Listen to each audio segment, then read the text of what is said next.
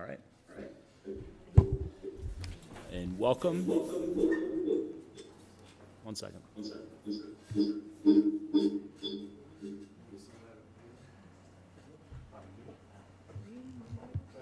All right. Welcome to the May 8th, 2024 Select Board meeting. This meeting is being recorded.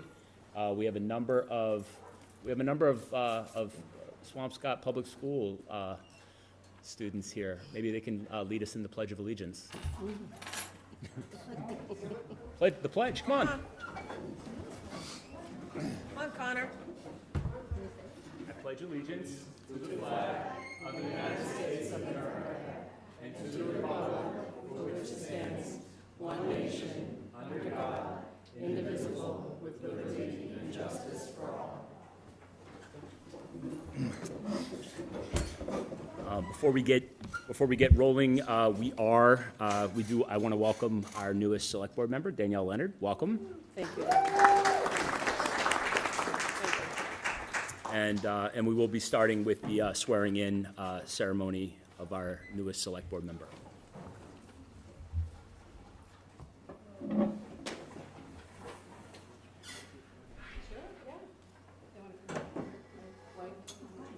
Should we, why don't we? Danielle, yeah, forward, over here. Yeah, well, Joe can grab it. okay.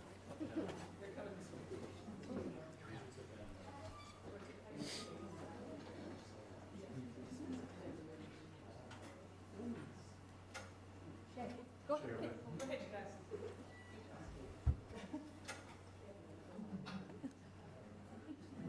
Pick it up. Yes. There you go. Here we go. Come over here, you two. Hi. Hey, you gonna read with me? Congratulations. Thank you, Michael. Thank you. Can we have a shot them over here so you can see her?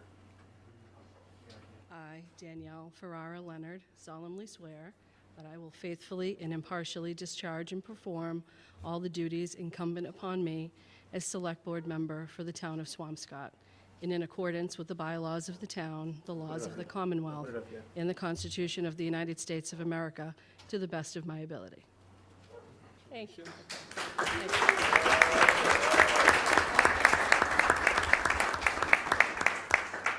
It is also my honor to present Danielle with her dog license. Thank you. Thank you. Queenie thanks you also. Thank you. Can I get back to you guys? All right. Thank you very much. Nicely done, Mike. That was.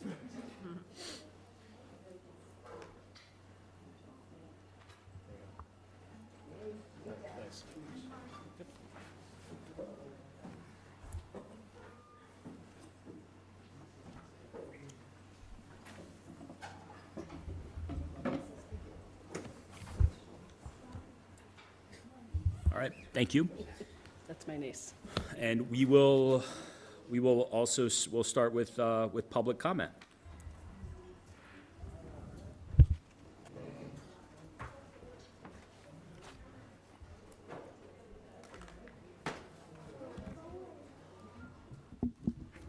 Hello, I'm going to read my comments.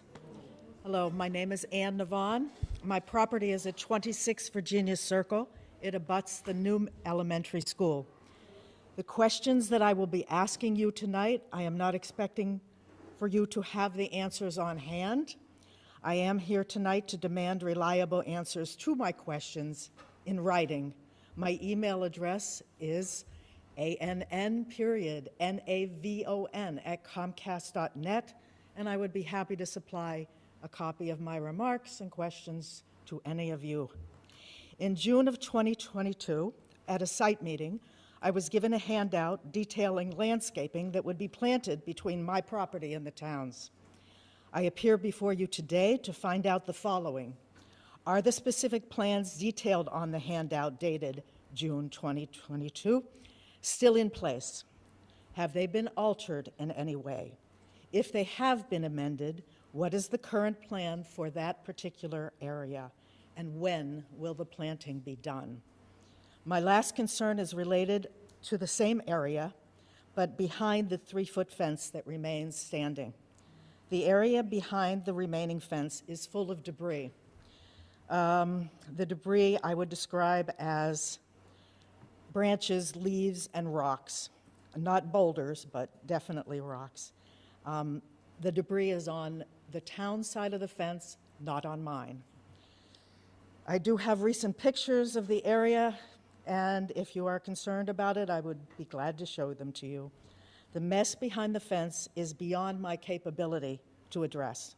Therefore, I need a firm commitment from the town before the final fence is removed, and that is before the final fence is removed, to remove the debris and have it thoroughly cleaned up. In addition to that commitment from the town, I need a time frame for when that cleanup will be accomplished and when the fence will come down. Thank you. Thanks, Ann.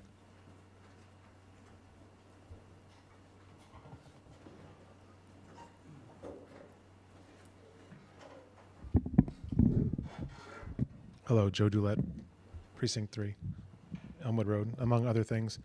I play trombone, and I just wanted to let people know about the Blue Big Band concert on May 18th. It's a Saturday, 3:30. I mention it because it is a recipient of the Swampscott Cultural Council.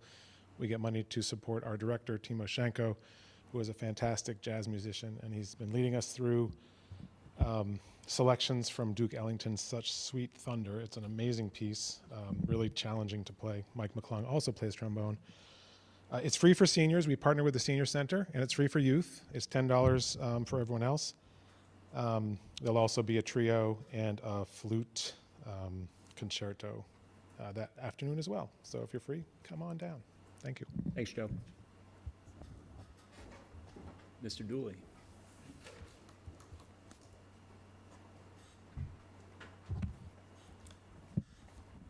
Ted Dooley, Precinct 4, Magnolia Road.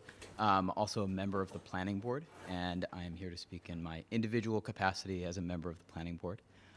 Just to ask you, as members of the Select Board, as a board and in your individual roles, to spend the next week and a half to ensure as many residents are well informed about zoning amendments, especially those pertaining to the MBTA 3A article.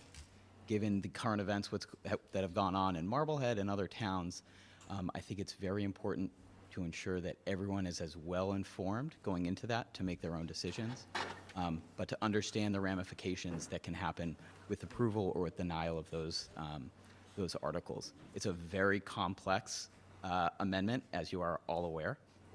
One that probably is not adequate to explain thoroughly at our town meeting.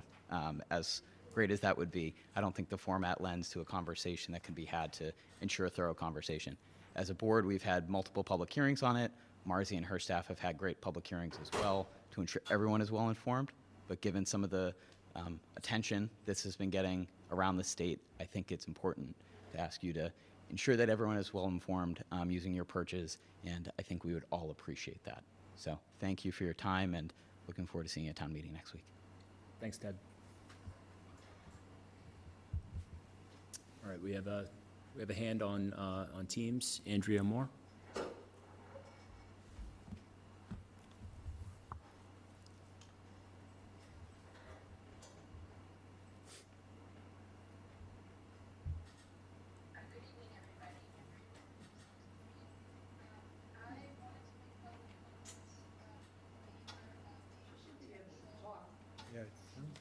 Yeah, Andrea.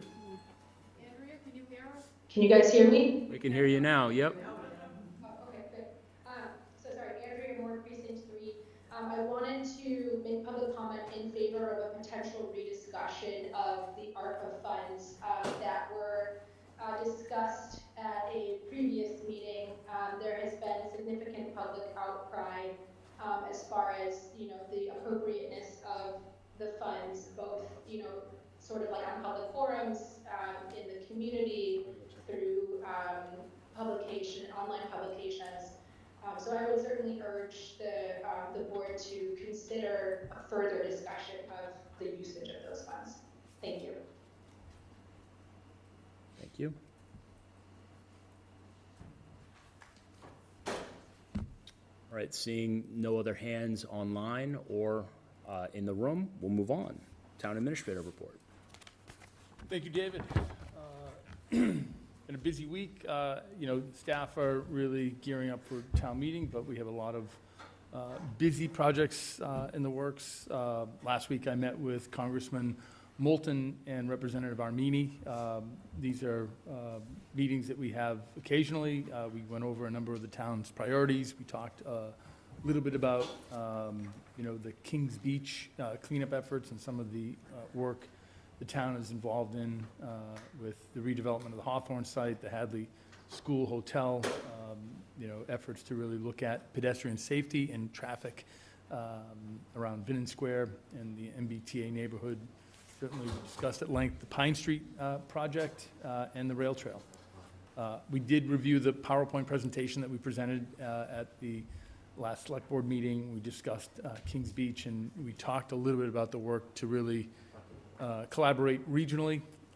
As I've stressed numerous times, I really do think it's important that our state and federal agencies, including the Army Corps of Engineers and CZM, DEP, all play stronger roles in helping us really look at supplemental strategies. We certainly are recommending a dramatic increase in how much money we are looking to allocate to asset management, but lots to do. Last week, we had a National Prescription Drug Take-Back Day. I just want to remind residents, if you have prescription medications, please don't put them down the drain and bring them down to the police station. We have a lot of opportunities to protect the environment, but dispose of these safely.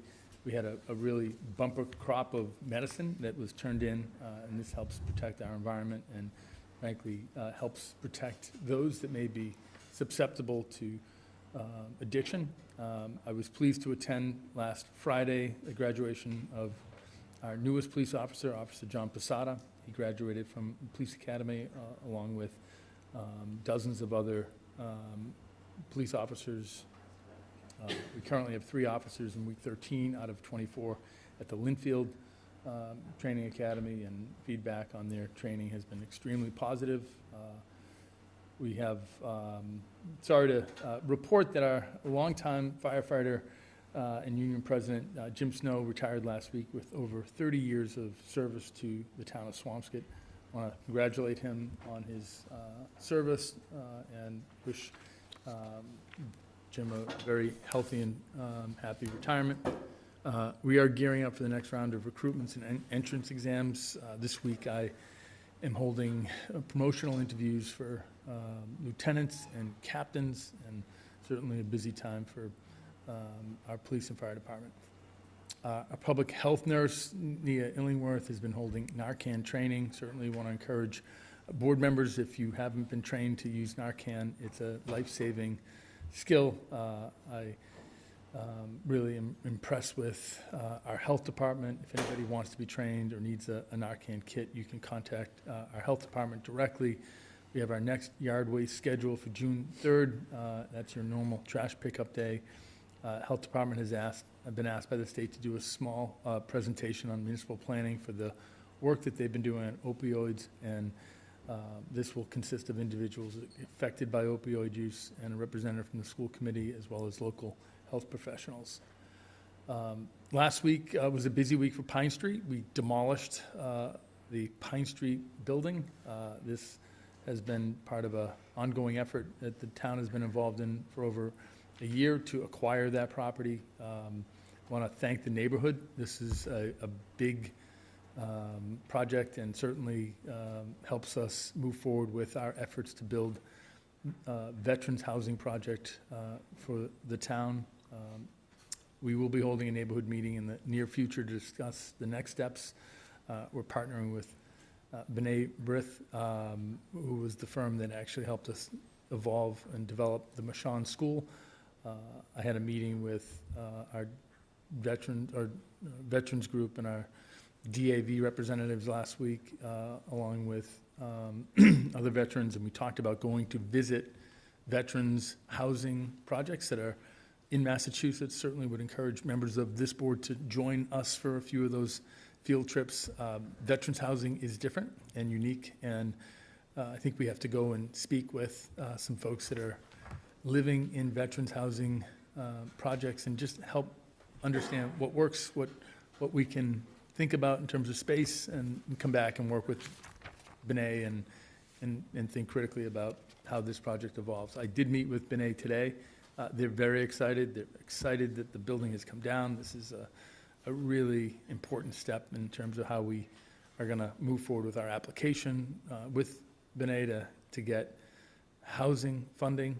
This really speaks, I think, very well in terms of expediting the redevelopment of that site. Busy election. I want to congratulate our newest board member, but I also want to thank our town clerk's office and our volunteers and our staff that help support a busy election day. We're a small town, but we have a lot of busy responsibilities. Both Jared and Mike, I think, did an excellent job making sure that democracy was a success last Tuesday. We've been able to elect individuals for our select board, board of assessors, school committee, library trustees, board of health, planning board, housing authority. So I want to congratulate everybody. Democracy is the worst form of government besides all others. It's not easy, but really appreciate that folks are willing to stand up and help serve. Our Community and Economic Development Department is busy. They're coordinating our Earth Fest, and want to thank everybody who came out for that. We have lots of residents that are really active and engaged in committees, thinking about our environmental stewardship. We have some advocacy for our Community Preservation Act. This is a critical funding program that I'm hopeful that the town will embrace. We had tables from the Northeast Marine Science Center, and a lot of intertidal animals and children were allowed to hold and touch, and really a great way to learn about, our responsibility to be more responsible with our environment.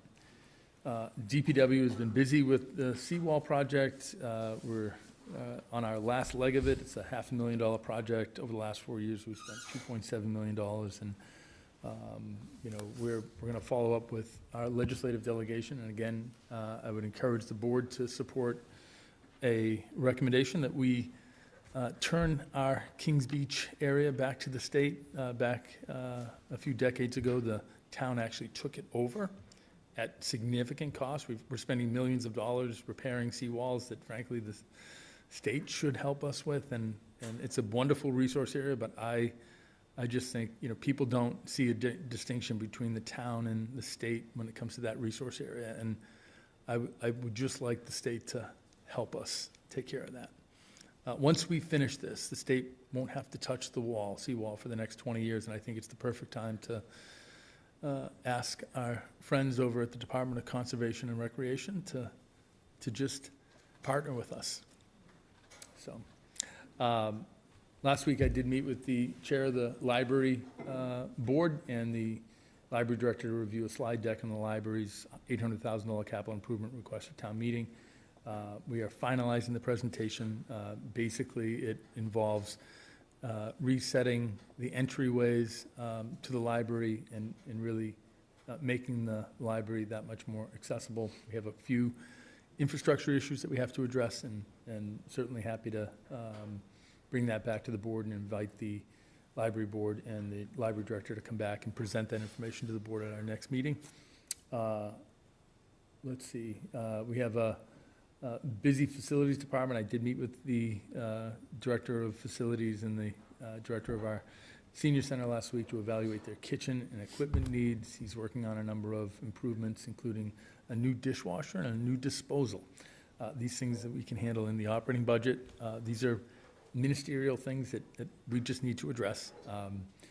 We have a tight budget. We're going to hear from our finance director a little later tonight, but it's my hope that as we get to the end of the year and we can see where some tailings are, unexpended funds in certain lines, we can shift a few dollars to help address some of these important priorities.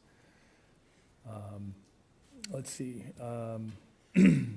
Really want to thank Heidi and folks who have advanced the Forget Me Not Age and Dementia Friendly initiative at Cafe Evelino. I know Select Board Member Doug Thompson was in attendance for that. There's another event at Mission on the Bay, and these efforts are really helpful in terms of just bringing broader awareness to folks that are dealing with dementia. So that's my report. Thanks, Sean. Questions, comments from the board? I have a couple questions. On Pine Street, could you send us just a timeline so that we just can stay focused on what that's looking like? And on the fire department and the police department, they're in the process of new hiring? They're both in the process. You know, I just issued a conditional offer to a new firefighter. She was a reserve firefighter for the town of Lynnfield. The fire department is actually producing a recruitment video. I sent a draft copy of that to the police department as well. It's an awesome video. Joe Dulett and our fantastic local origination department has spliced together vignettes of our fire department doing all sorts of community activities and different things. You know, police department is gearing up for another round of recruitment. That process is a little different, you know, in terms of how we sequence the application. I think we did have a successful round of hiring last December.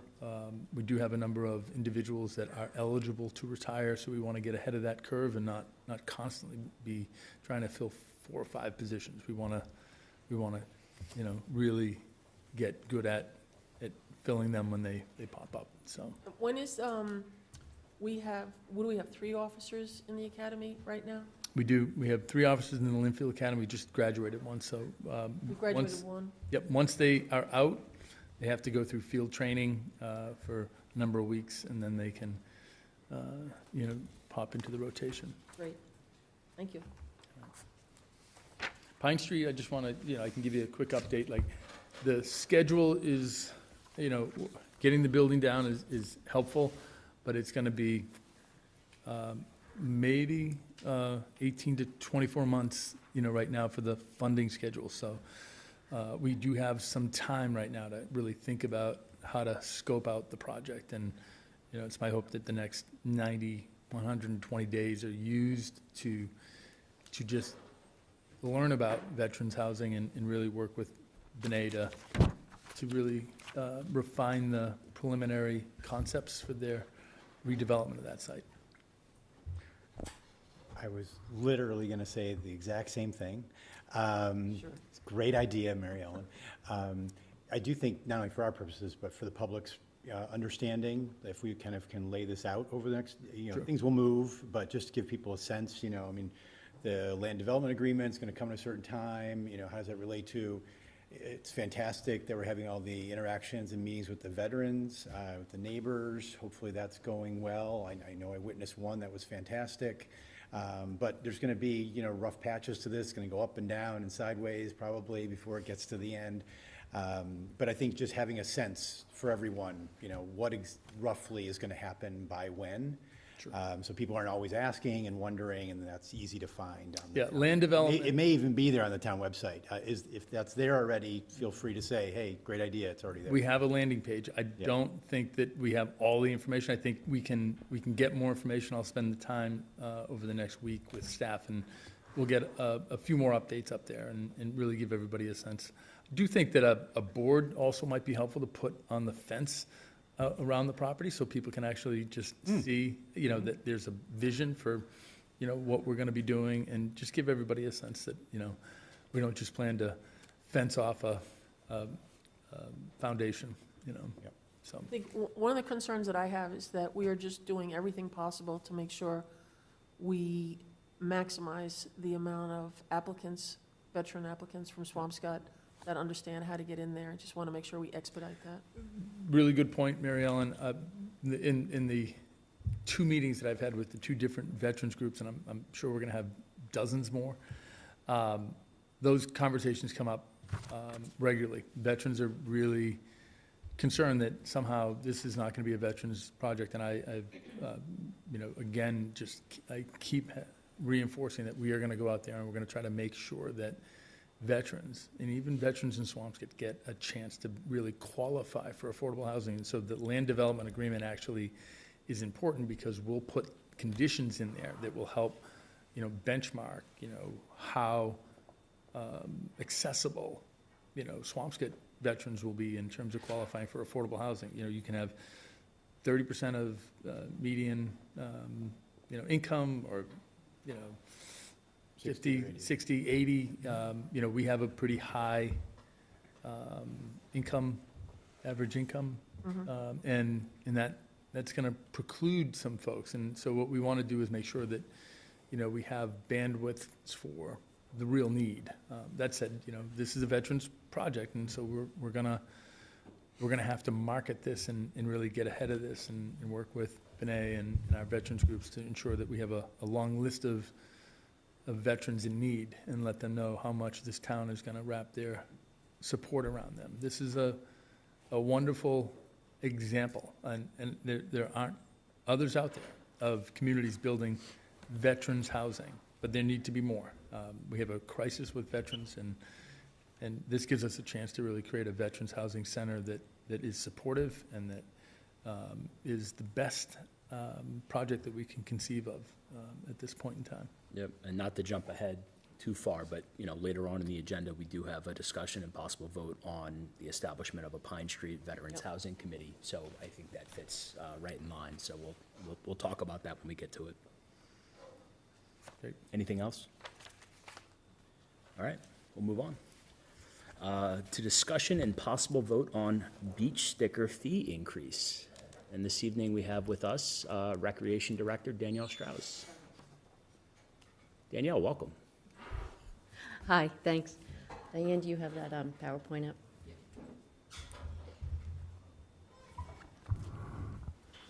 So we're here to talk about the Swampscott recreation stickers. These stickers are used for parking near the train station at Columbia on one side, Phillips Beach, Phillips Park for Eisman's Beach, and Preston Beach. I believe we've been issuing these beach parking stickers since the 1980s. Could be earlier, but our resident expert beachgoer, Whiskey Walensky, told me it's at least been since 1990 and probably before. So I went with the 1980s, but it could have been far before then. So the way we've issued these stickers is originally, when I first started here, it was done in-house at Town Hall. And it just became a little overwhelming. We would have summer help there that would just sit there all day long waiting for someone to come in to get a beach sticker. About 10 years ago, we decided to go with City Hall Systems. They came in and showed us their software, and we decided to have beach stickers only purchased through that system so that we didn't have people coming into Town Hall and forming lines to get beach stickers. I think we can change the slide. So City Hall Systems, the fees over the year, when we first started, it was $3 per sticker for fulfillment. And when I say fulfillment, it's not for the sticker itself. We purchase the sticker separately, and we send them to City Hall Systems, and they are part of Kelly and Ryan, which is plugged into the registry, so they can verify that the car is garaged in Swampscott. And so they would verify that. They would put the registration number on the sticker itself, and then they would put it in an envelope and mail it. And in the meantime, they would send you a temporary sticker that you could put in your window of your car. So that was in 2015. When we started this, it was $3 per sticker fulfillment and 50 cents for the convenience fee, which is a credit card fee. We absorbed that fee, the town did. And fast forward to 2024, just this year, they raised it to $6 plus a $1 convenience fee, which is a lot. So in 2024, we budgeted in the general fund $15,000 for the fulfillment of these beach stickers. And in order to accommodate the increase, the budget would need to be $21,000 this year, which is an increase of $6,000. So we got together and we talked about whether or not we wanted to continue with City Hall systems. And when I said we got together, Amy, Patrick, and myself, and we proposed that we change the way that we do the beach stickers, and we offer them in Town Hall for people to come in and purchase them, or purchase them online if they're unable to come into Town Hall or they just don't want to come into Town Hall. So in talking to Patrick, which his department will bear the brunt of it because they'll go through community services.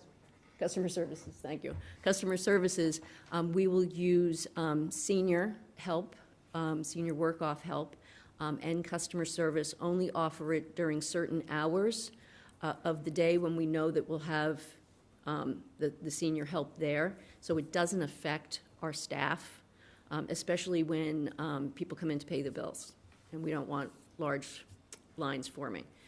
So we worked out a plan to do that, and then Patrick was going to check in with Chrissy to see how things were working, and we may have to tweak things a little bit. The previous stickers for a resident was $20 in person, and online was $20. A senior resident was $7, and a senior resident online was $7. I should add, I don't know if it's on the next page, but we have not raised the price of beach stickers in over 10, 12, 13 years. So what we propose is having resident in-person beach stickers at $25 per sticker, and online $30 to absorb that cost, that extra cost that it's going to be to purchase them. And then the senior resident sticker go from $7 to $10, and the senior resident online go from $7 to $15. I'm doing this way because I can't see the screen over there, so sorry, I'm just reading from here. So what we would like to do is propose to the board to change, I think there's another, the motion. We would like a motion to increase the recreation parking sticker fees as presented. A resident sticker purchased online is $30, senior resident sticker purchased online is $15, resident sticker purchased in person is $25, and senior resident sticker purchased in person is $10. Questions from the board? I have a question. Go ahead. Hi, Danielle. Hi. How many stickers were issued last year? Do you know? About 2,600.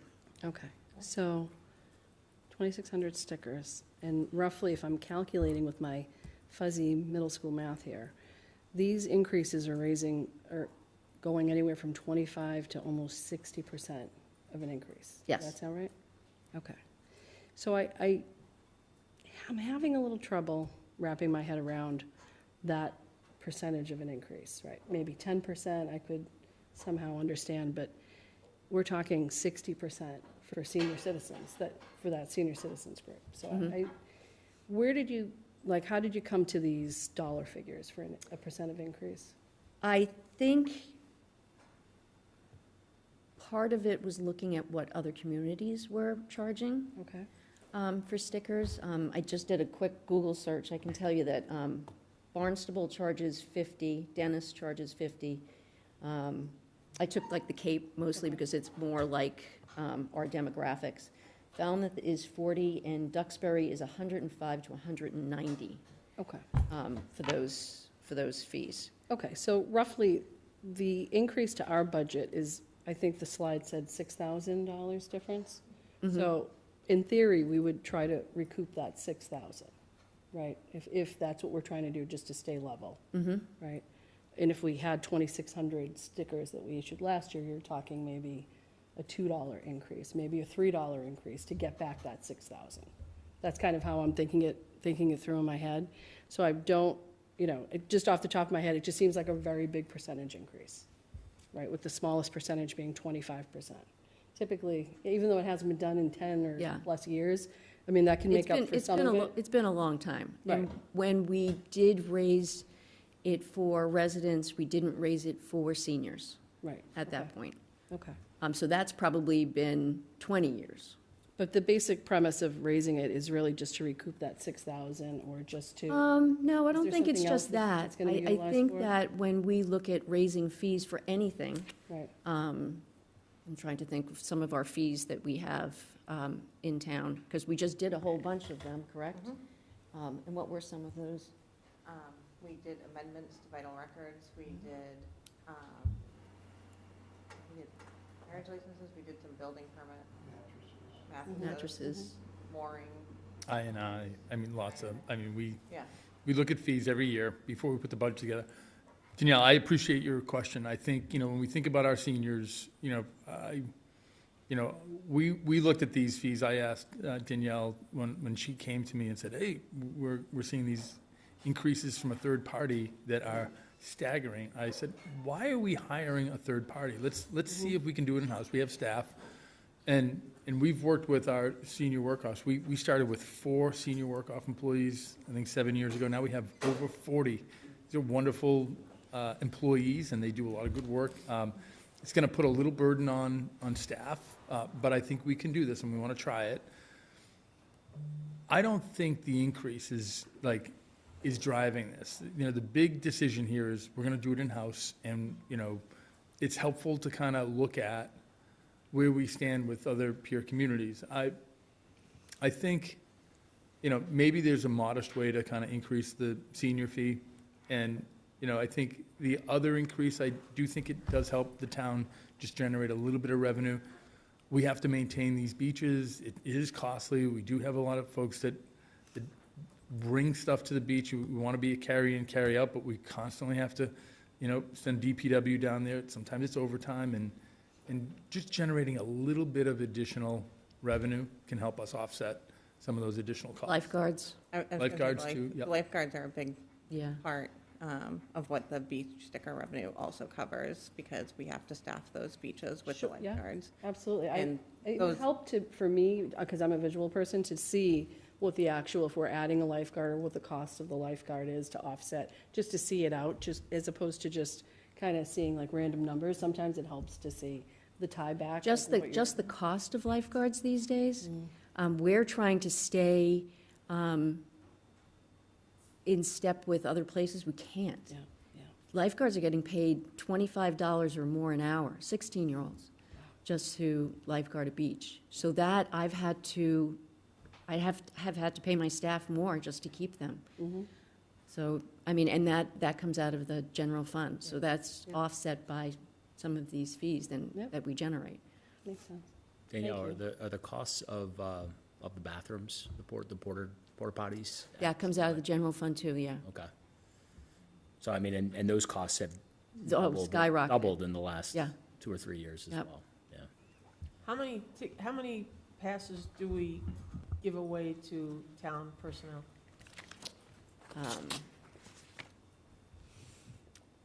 DPW 9, Senior Center 7, Library 7, Police 10, Town Hall 23. And I will tell you, out of the 23, I'm the only one that goes to the beach. I did it last night. I counted like how many people in the building actually go to the beach, right? And I think Mike, you go? Okay. But you're a resident. So The town president, come on. I think for some town hall staff, it was like, I like that sticker, let me put it on my car, but they never went to the beach. Fire department, 8, and the school was 151. So for me, I gave those beach stickers out to town hall employees 3 years ago because I wanted them to feel like they belonged. And we hear a lot of this, talk about, oh, geez, the beaches are overcrowded, but it's not town employees, I do like the idea that town employees are not simply the help. They're part of the community. They, employees do use that sticker for a sense of belonging and a sense of identity. And I don't think that's the real challenge. I do think,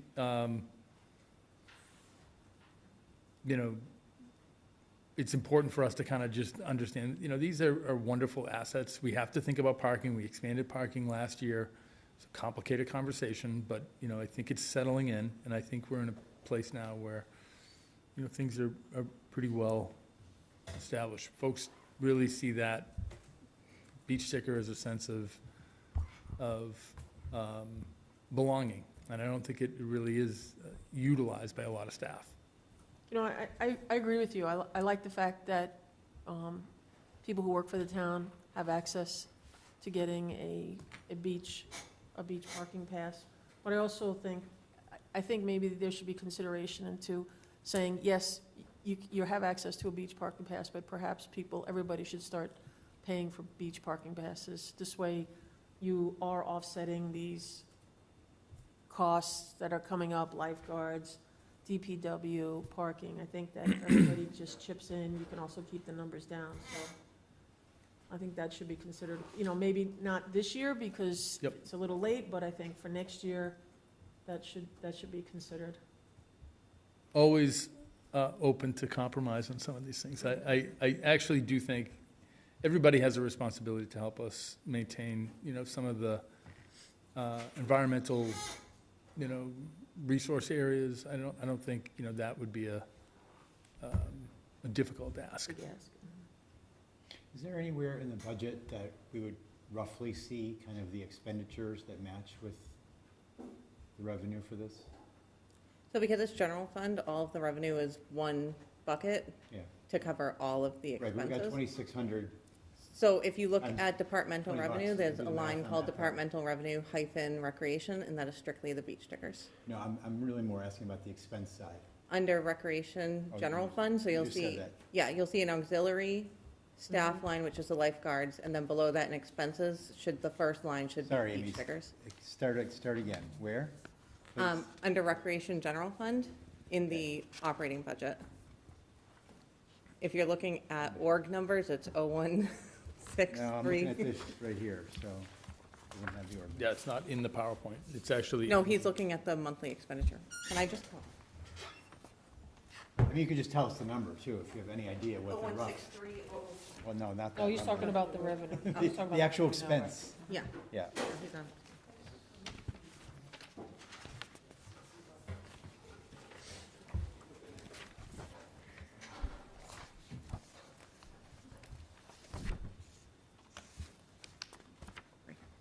Sticker processing and, Oh, but that's just the processing fee. yes, I'm talking about like the lifeguards or the, like, auxiliary staff. okay, all right. So 22,000, 24,000 just for the auxiliary staff? No? Your expenses, sorry. Yeah, Thank you. That sounds about right. okay. And then where it says lifeguard supplies, Oh, that's another, yep, 3,000, yep. and then the beach processing, and it Yeah. doesn't take into account DPW, raking the beaches, Right. doesn't take any of that into account. So I think that may have been what you were getting at. Yeah, that's Like helpful. some Yep, sense, right? absolutely, right. Are we just raising these Right. just because it feels like it's time to raise them? Or is there Right. like some rough, like? Rationale for the number, Yeah, right. right. Thank you. Connectivity between them. And what you can see here, even without the DPW cost at all of trash pickup and raking the beach and everything else, you're pretty much using up all of the fee, even with these new rates. Right. If I'm understanding that correctly. Yes. So- Which is very helpful to me, because on one hand, it does feel like, gosh, it's been so long, we really should do it, but it also feels like, well, why do it if we're Yeah. just doing it for the heck of it? So, given that, this makes me feel much better about going along with your recommendation. Not that I was against it before, but now I have a clear rationale for it. So. Additional questions or comments from the board? Otherwise, I'd entertain a motion.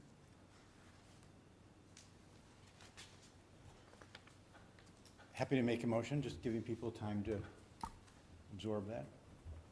If there's any other discussion?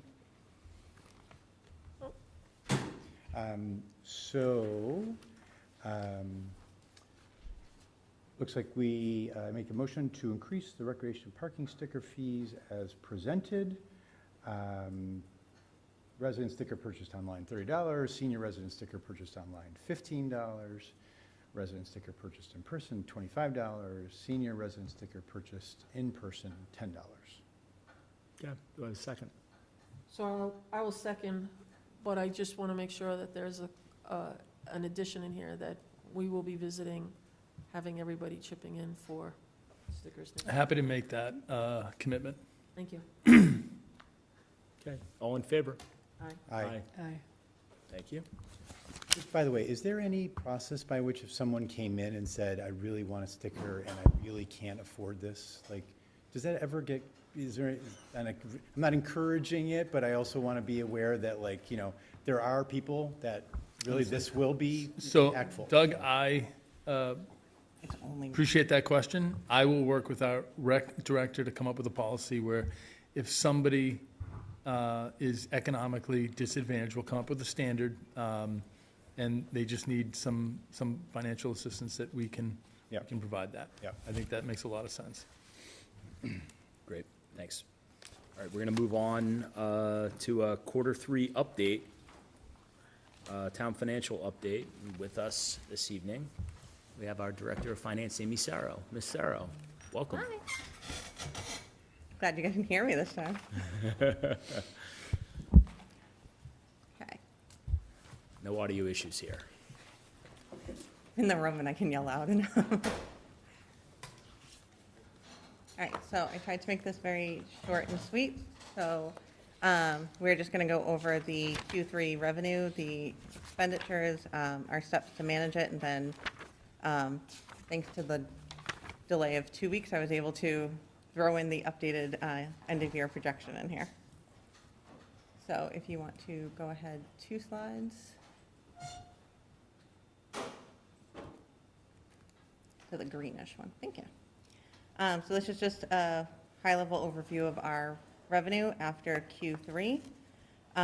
In Q1, you may have remembered our meals and rooms taxes were actually trending behind about 20%. That corrected itself in Q2 and Q3, so right now we're actually trending ahead in both of those. Like I said, after Q1, we don't have much insight into this because it is done through the tax process. DOR doesn't give us any insight on that, but it is a very pleasant trend. I did make it a point to actually start going out to dinner a lot more. So. There was a footnote on the last payment that said, thank Doug Thompson, Okay, so DOR did recognize your efforts, so thank you. Our short-term rental impact, this was a newer line, so we have been exceeding this. This was very conservative, since it is a newer line. We do trend very conservative on that. Our cannabis, Patrick and I were also conservative with this. We weren't sure the impact with opening the second shop, if it was going to cannibalize the sales tax of the first shop. And happy to say that did not happen. Were there any footnotes for the board or anybody else? They did not No. name call anyone on this. Legal activity, Sean. I just wanted to, see if there was anybody we should give credit to. But this one is 3% of the gross sales of those 2 shops. So right now, we're, even after including April's activity, we're at about 126% of what we had estimated for that. Yep. So if we stay on trend on that, that should end up about $175,000, $180,000 in total for that line this year. Our licenses and permits are up, so there's a call out here specifically about the Q2 permit for Elm Place, which was a little over $500,000. We also have the select board receipts, which is the common vic licenses and the block parties, has already exceeded its budget for the year. It's at about 173% of what was estimated. And our investment income, we thought that the feds were going to be reducing rates. They did not and have not yet. So as of the end of March, we're at 1.5 million of the 900,000 that we had originally projected. Right now, we're averaging about $169,000 a month in investment income. So does anyone have any questions on revenue? I have a question on the Yes. veterans, elderly exemptions, veterans benefits. Yes. It's up 377. Yeah, so that is a 0.82%. timing thing. So I had this called out in the Q2 presentation. We had prior year abatements that were not, the applications were not submitted in time to DOR. So when the application went through, they gave us that money in FY '24. So it's kind of a catch-up year. Okay, so you won't be forecasting. No. Got it. Amy, how are we so well ahead of our projections for the rentals in town? The rentals, we were conservative on that because T-Mobile had notified us that they weren't going to keep one of their cell towers. And then after the budget was set at annual town meeting, they came back and were like, hi, just kidding, we want to keep our rental and we're going to keep paying for it. So, Thank you. Bigger kind of budget answer is we are always conservative with estimated revenues. We've been, if you go back 7 or 8 years ago, the town was hyper conservative with revenue, and so it generated free cash and the amounts of $6 million.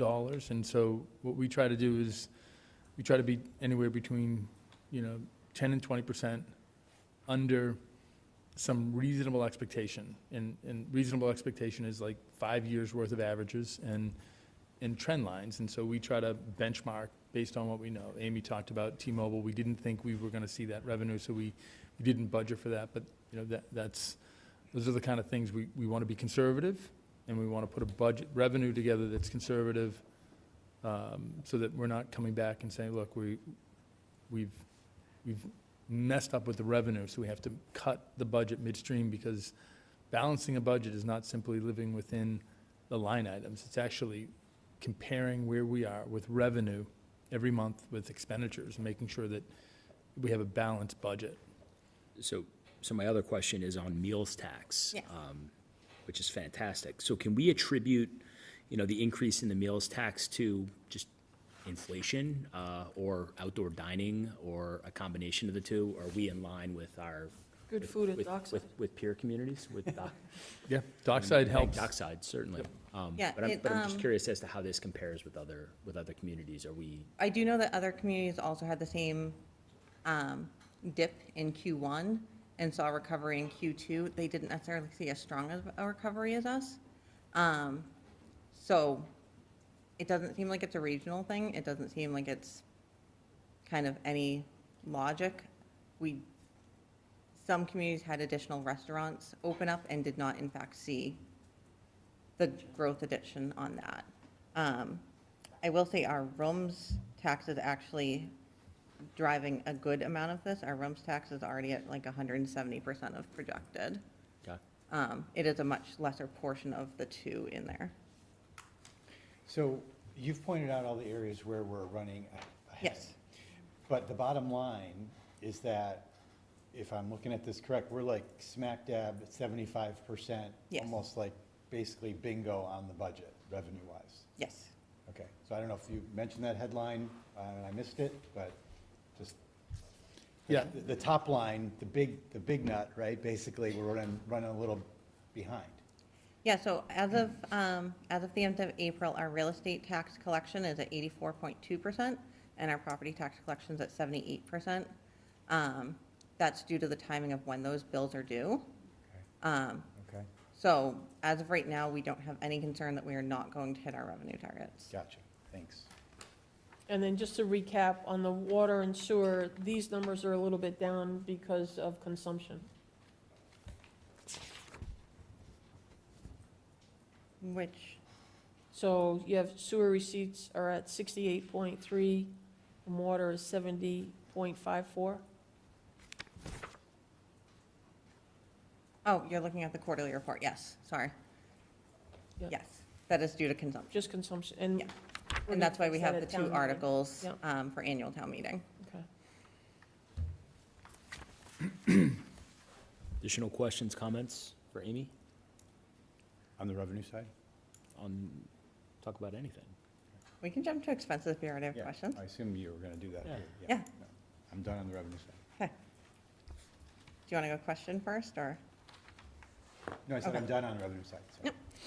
So on expenses, our areas of concern are the same as they were the previous 2 quarters.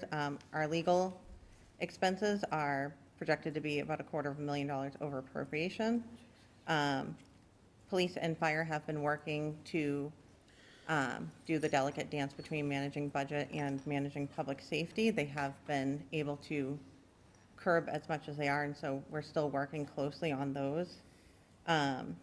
And then I just have a note here that debt and employee benefits are showing as if they are higher, but it's just the majority of our payments are made earlier in the year, so it's more of a timing issue. That's mostly the only areas of concern right now. I have a couple of questions. Yes. I'm going to jump around a little bit. End of employment for school, I thought that was over on the school, that they actually carried that. Do they? So it's over in the sense that newer employees do not get it, but there are still current employees who have that entitlement. So it is dwindling down, but while those employees still exist, we still have to cover it when they leave. Okay. And on legal, I really want to have a better understanding on why this is so over the top. And so I'd like the select board to get, a breakdown, not tonight, but in the future, a breakdown of where this is going and where it's going and why we're spending so much money. So twofold. So we have town council and then we have special counsel that's brought on. So do you just want kind of the list from the system that shows everything, or did you want the breakdown within our town council that shows the areas, or both? Both. Got Thank you. With the, hold on, I got that. On the deductibles for self-insured Yes. losses, can you just go over that? So for police or fire who are injured on duty, we cover the deductibles for those. And that's all that gets paid out of that line. Okay.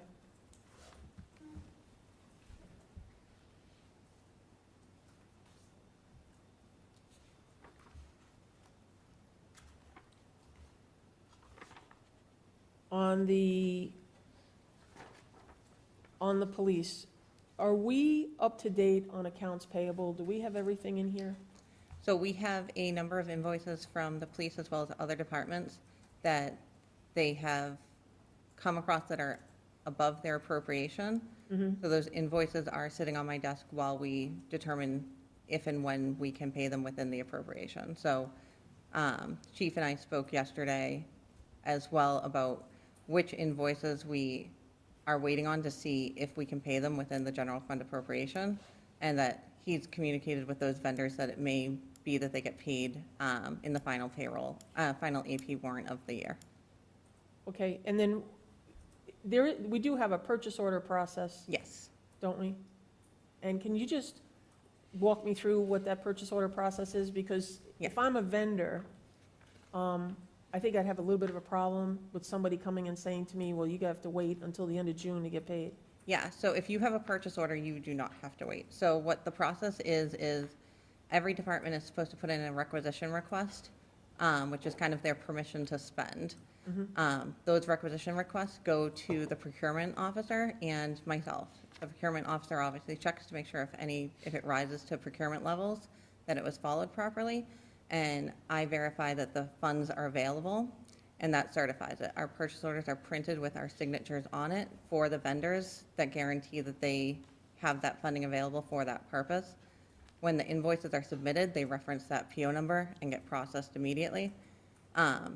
If an invoice comes through without a PO number, it goes back to the department to follow the process, and that's where it runs into the issue, is if it didn't hit one of those marks. All right, great. And then, this will be my last question, is these overtime line items. Yes. Have me concerned as they will relate to our future budgets.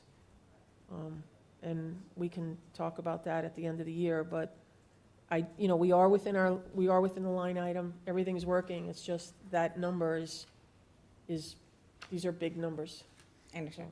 There's some extraordinary circumstances that Yeah. have affected those, and so I think, we have to see that in context. We've had a number of vacancies, and so with police and fire, when you have vacancies, you have backfill, you have working out a grade, you have all sorts of additional expenses that you see in overtime that I don't think we'll have to worry about once we get to full complement. So All right, great. we may have other issues to worry about, but, Not that. Yeah, Mary Ellen, I you know. think one of the things that my department's talked about doing for next year is adjusting within those line items, the budget, as the year goes on. So if we have vacancies that's causing overtime, kind of reducing the budget line for the salary item and conversely moving that to overtime, so that when we look at these budget reports, overtime doesn't look as extreme, and then you just have this surplus sitting in a salary line from a vacancy.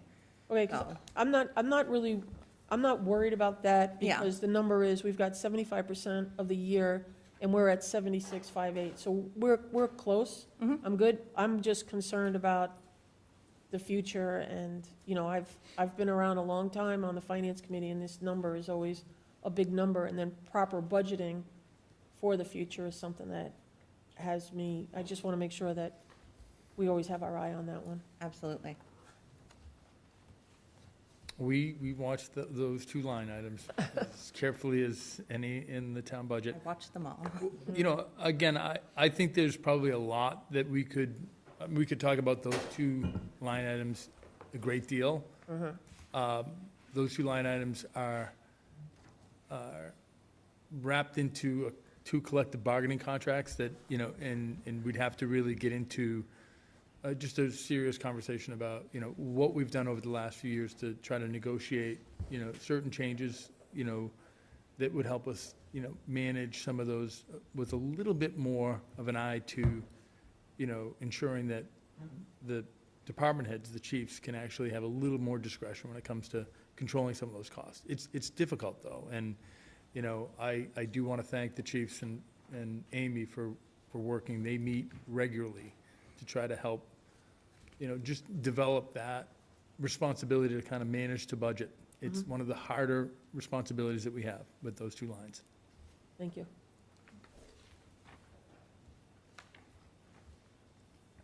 Yeah, Big picture, Amy, where are we? I'm getting All right. there. I have two more slides. So just to go back to the legal insurance line, indulge me, because this is obviously my first time looking at this. So our town council contract, do you know how long that contract runs for? What the term of it I is? believe it's Yeah, we have it year to year at annually. this point. So it renews annually, okay.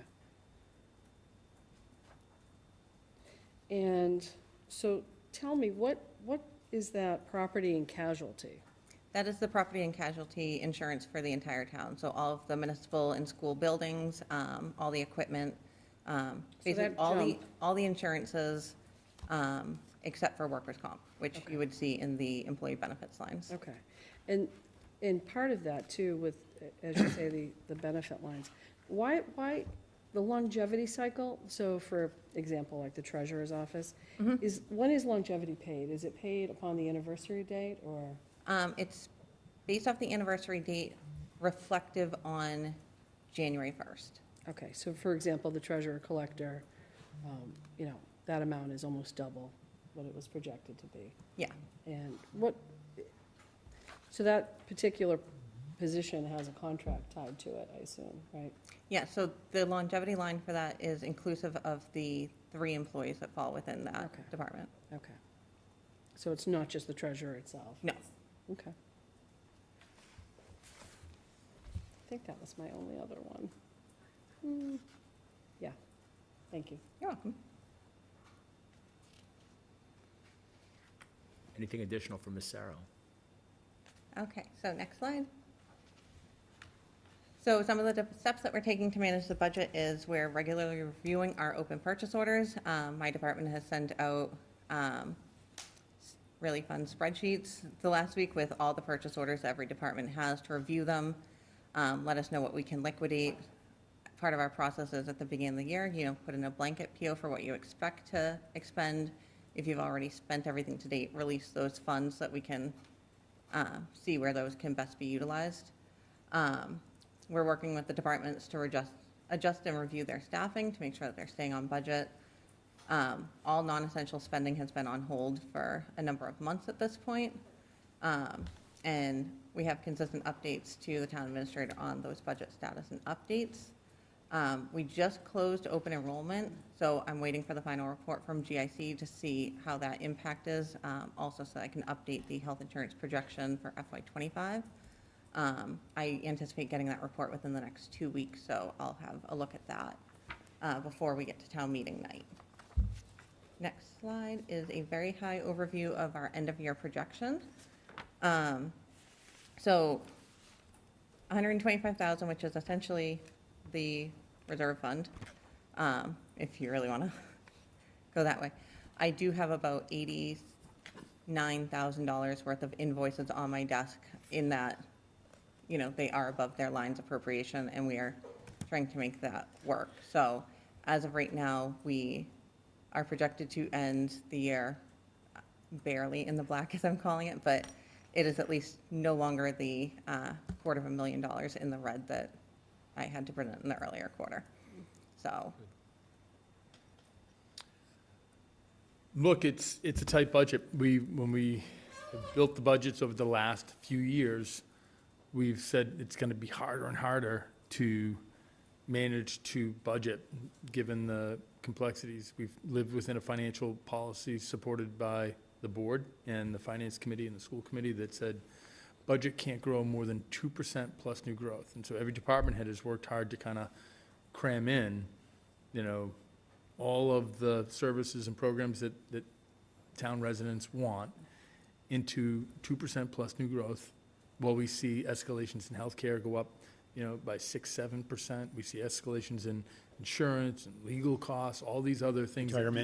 Retirement, all go up by many orders of magnitude over that 2%. So it puts more pressure on all of these other lines. Now, I don't want to give anybody an indication that we don't spend an awful lot of money per capita as a town. We do. We spend a lot of money. And so, I think sometimes we have to, really kind of look at the budget and kind of see where are we comparatively in key categorical expenditures. Are we high in DPW? I'm going to tell you no. We don't spend a lot of money on infrastructure. We're talking about infrastructure all the time. We've spent decades underfunding DPW. We've spent decades underfunding school buildings. We had 3 literally crumbling elementary schools for decades. We're now finally building a new elementary school. And so senior services underfunded, We look at Despite the increases we've had recently. Doubled the size of the budget over the last couple of years, but we could quadruple it and still probably be short. And so these are hard things to kind of grapple with. I do think we have a good budget every year, even, with the budget that we're proposing for FY25. It's still, we're going to be at a point where we're getting to the end of the year and we're just going to be looking at these numbers very close. I mean, we froze this budget 4 months ago, and department heads have to really come in and justify, expending money for things that ordinarily would be pretty reasonable. So it's tough. A couple of questions about that. So is this the tightest it's been? Yes. Okay, I assumed you were going to say. Pandemic year was pretty tight, but, And therefore, free cash, ramifications of this, which we kind of tend to rely on. Not as much as other places. We don't budget free Well, cash I shouldn't generally. say rely on. We don't You're talking rely about on. what will fall to free? What will fall to free cash? Let's just state Yeah, it. so- We should expect that's probably going to be a lot less than. it has Correct. So been? free cash, you can estimate at basically the remaining amount that you have from the prior year certification, plus the revenues above projection, plus the unexpended expenditures. And that will get you your number. And you're saying, This says appropriations outside of the Finance Committee reserve. You haven't counted the Finance Committee reserve? So this is inclusive of the reserve fund. I'm just saying it's Okay. roughly the same dollar amount. All right. And it's actually less than that because you got $89,000 of invoices that's going to get subtracted from the 125. Yes. So, But we still don't know healthcare. We just had open enrollment. Things will shake out there. There might be other, encumbrances that, are not expended. There's a lot of things that can shake out between now and June 30th. What about the insurance contract, our property insurance? So we actually did shop around this year, and we're still in discussions with a couple brokers. We're actually having another conversation tomorrow with the town administrator and with one of the companies. So we will be getting the best possible quote that we can get for FY '25, and that's part of our ongoing budget discussions. I will say, to end on a high note, we do have savings in health insurance projected for this year, and we have about 89,000 remaining in snow and ice, so those are definitely helping here. Thank you, Ms. Sarah. Thank you very much. Are you doing, are you doing the INI update? Do we have one tonight? Are we doing the INI update? We're going to get that information to you. I'm sorry, we don't have it. Okay. Okay. But yes, that will probably be me. All right, so we'll move on to discussion and possible vote to establish 2 new committees. Committee 1 is a Veterans Events Committee, and number 2 would be a Pine Street Veterans Housing Committee. Just based upon conversations that I've had with our VSO, Mike Sweeney, there's some history here with our Veterans Events Committee, which had been on the town website but had not been in existence for a number of years. Really, the scope is similar to what was there previously, which was a Veterans Committee which solely existed and worked on special events such as Memorial Day, Veterans Day, and would have worked on, a special event like our July 4th celebration. It's my opinion that we should have a 5-person committee that simply supports the VSO and the veterans for these events, coordinating, communicating, and marketing said events in town. We have had some very good turnout in past years for Memorial Day and Veterans Day especially, but I think we can do more, and I think with this committee, that'll just help us really expand our reach and get more participation from our veterans and from members of our community. So I would recommend a 5-person committee there. And then, we've talked about Pine Street for a number of years, and I really think it makes sense for us to establish a Pine Street Veterans Housing Committee, and this would include members of the VFW, the VFW Auxiliary, the American Legion, the DAV, a select board member, our VSO, 2 members of the public, and a member representative from B'nai B'rith. And the committee would exist through the completion of the construction of the new Veterans Housing Project on Pine Street. So I think these two ideas will really help, round out what we should be doing within the community for our veterans, and really have a specific purpose and scope to focus on housing as well. this isn't written down anywhere, right? No. Okay, just want to make sure No. I wasn't continuing to look for you. So the only question I have is, the Pine Street Veterans Committee, I'm totally fine with. The Veterans Events Committee, we had in the past a veteran, what was the actual committee we had before the Veterans Committee?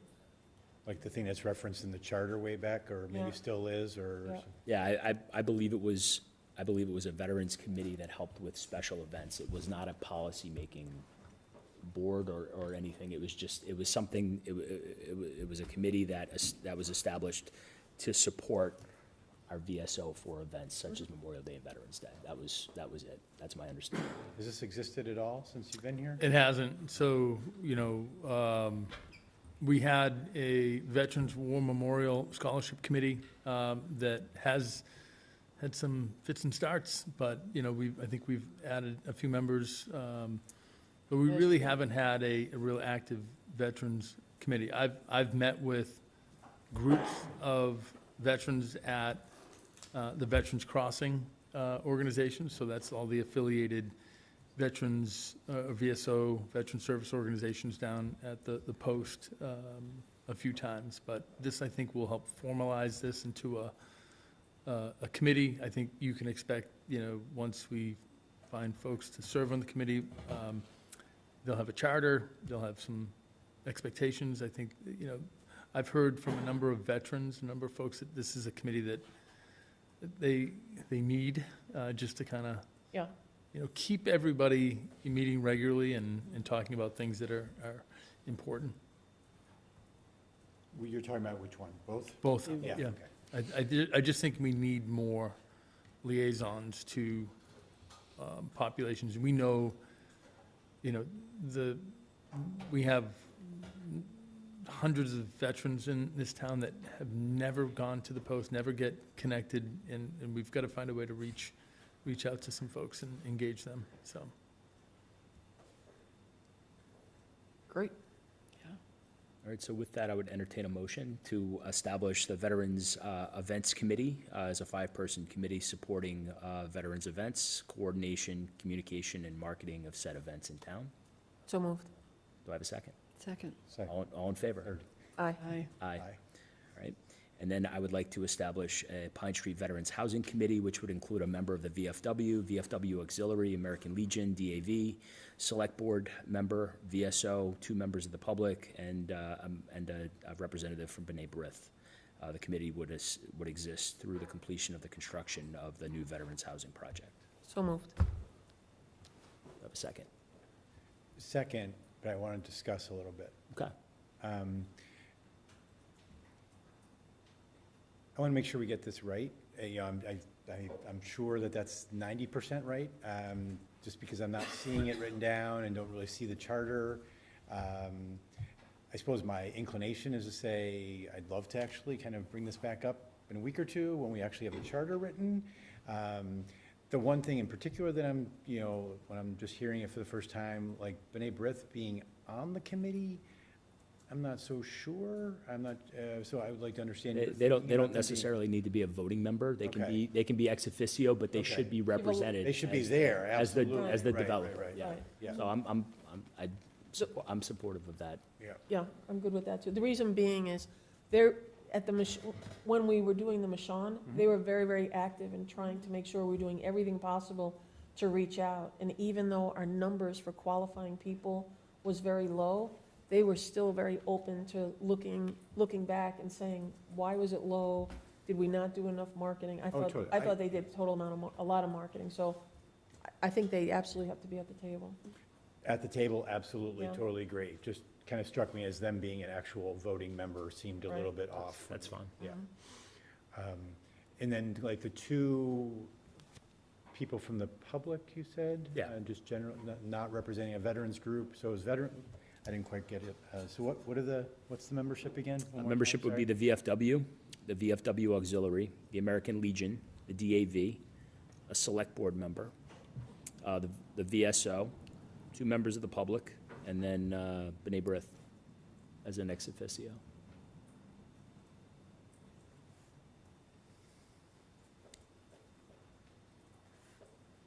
I don't know, how do you all feel? Do you want to?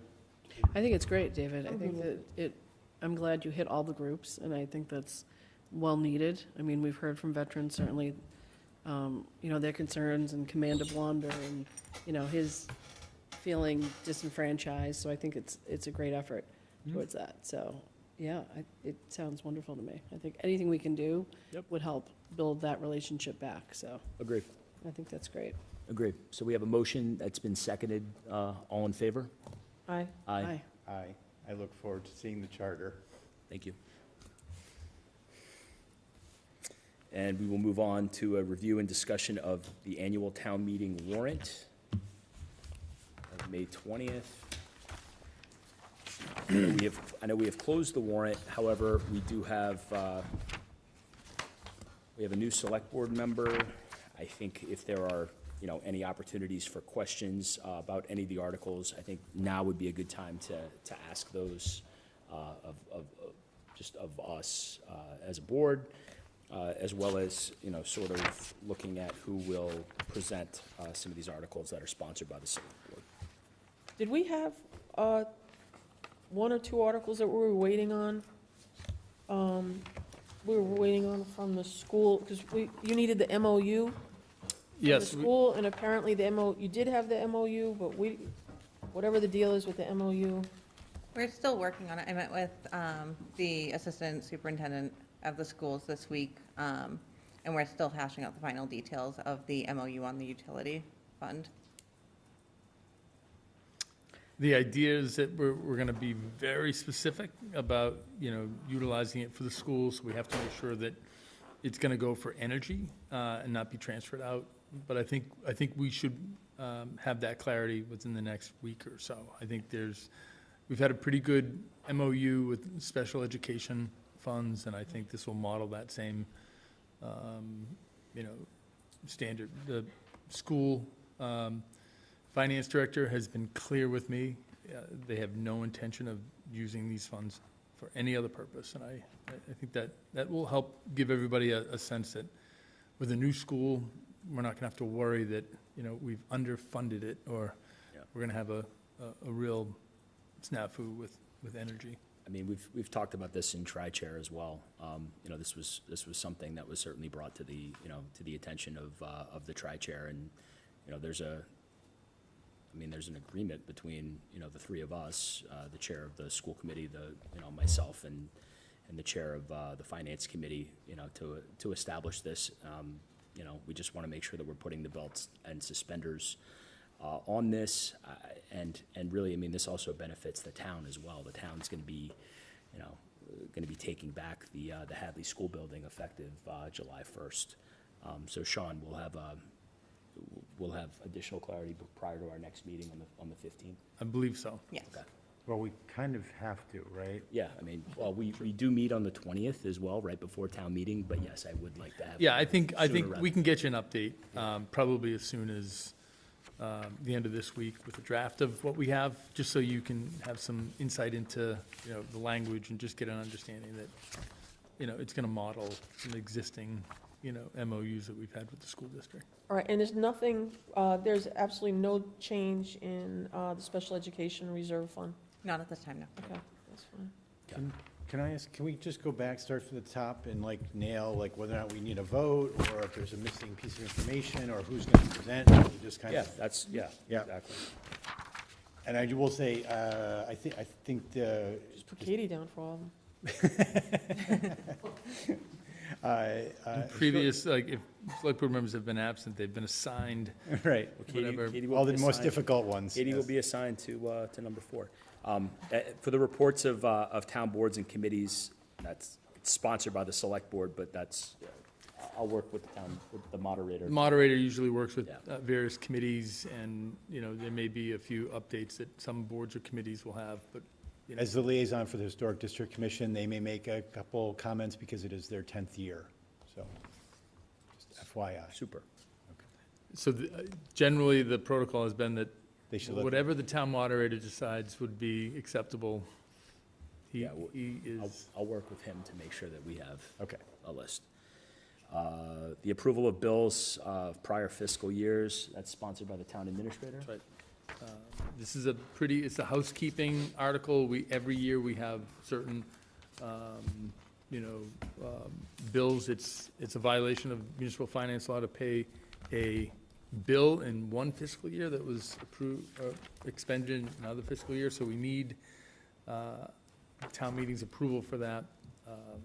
So we have a list of expenses that we have in the warrant, and if anybody has any questions, happy to answer them. Okay. So you'll actually present that one, Sean? The Actually, finance committee will make that one. No, the Finance finance committee does. Finance Committee will. Okay. So Okay. okay. Income, all right, 3, appropriation for fiscal year budget.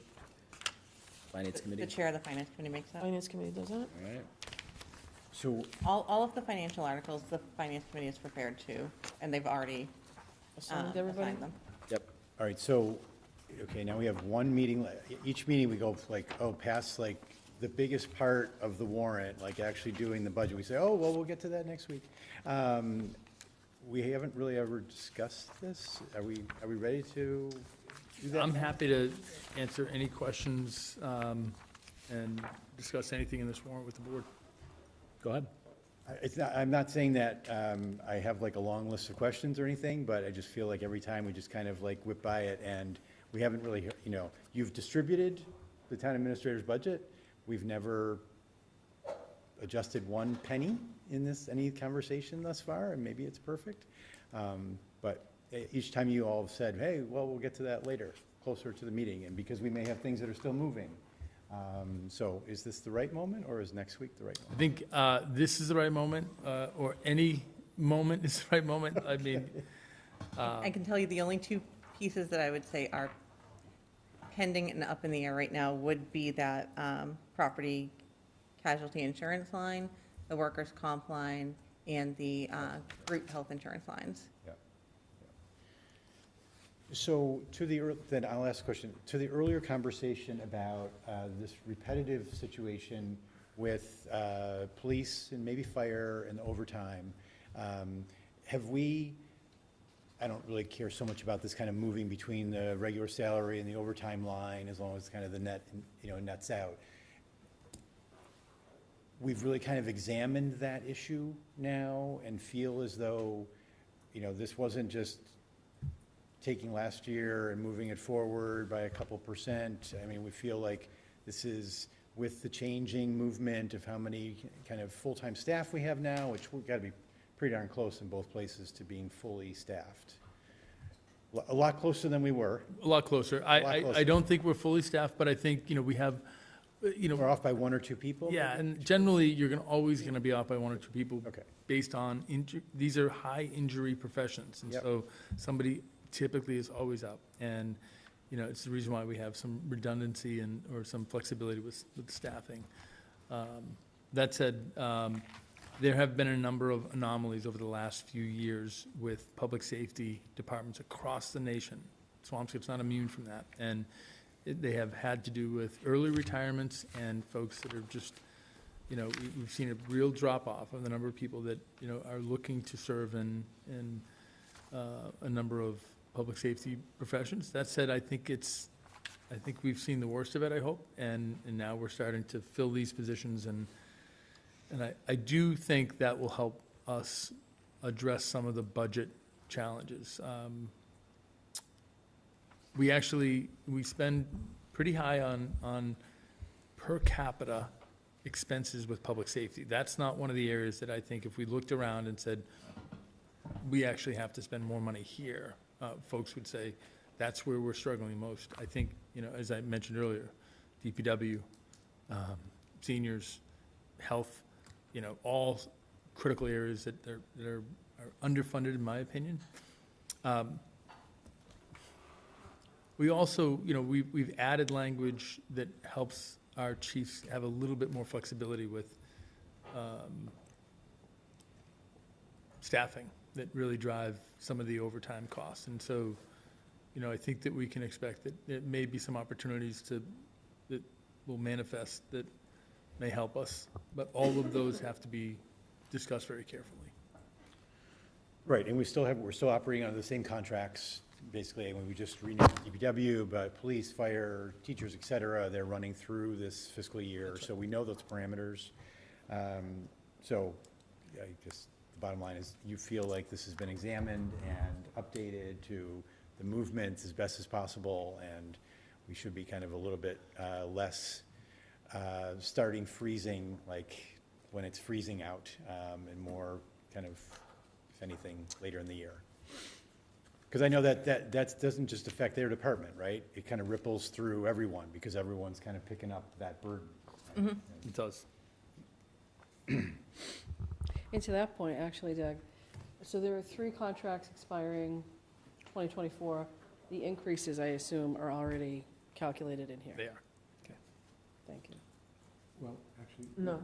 3 Are you individual talking- contracts? Are you talking union or individual No, employment contract? individual. Oh, individual, okay. Individual contracts. individual contracts. So, So there's an anticipated increase that's already factored in. There's a salary reserve line item that includes funding for those contracts. so not on their line item, Mhm. but under salary reserve, so then it would come out of the salary reserve line item and then get moved into, Okay. I just want to make sure that we're thinking about the renewal of those and that we're anticipating X, whatever percentage you typically calculate for an increase, and that's factored in. you know, Amy, the one problem I do have with this warrant, I meant to bring this up a couple weeks ago, is it shows that it's the 2024 voted budget, it's not the actual. And going forward, I really want to see actuals over voted. We used to have an actual line in there. Oh, just put in a year-to-date actual column in there? Okay. I always like the actuals as well, Mary Ellen. I See that? demand to see actuals, 10 years worth of them. so That's I why I can was actually- surprised. Yeah, voting, Easier. that means Yeah. it very doesn't- little to me. Oh, well, but I mean, it's a budget. I mean, so it gets a little squirrely when you're trying to show actuals, because then you're gonna gotta do the computation of like what percentage and all that then, right? So, It is. if you, No, pretty easy. well, We used to do it. Okay. Anything else on Article 3? Not for me. Douglas? not right now. Has Finance Committee, they have not voted on this yet either. Not yet. Yep. So They're Finance waiting Committee, for that information as well. yeah, Finance Committee did meet tonight for apparently a very brief 25 minutes, so I chose correctly on the meetings. They get scheduled meetings for Monday and Wednesday next week, as well as the pre-meeting before annual town meeting. So. Yep. Okay, So we just wait on them. that's fine. That's fine. Article 4, establishment of the Utility Stabilization Fund. This is sponsored by the Select Board. Do I have any volunteers? We're waiting on that too, right? Yeah, but we're still gonna, I understand Katie's very interested in this. I'm happy to do this one. okay. Thank you, Mary Ellen. Give her a harder one.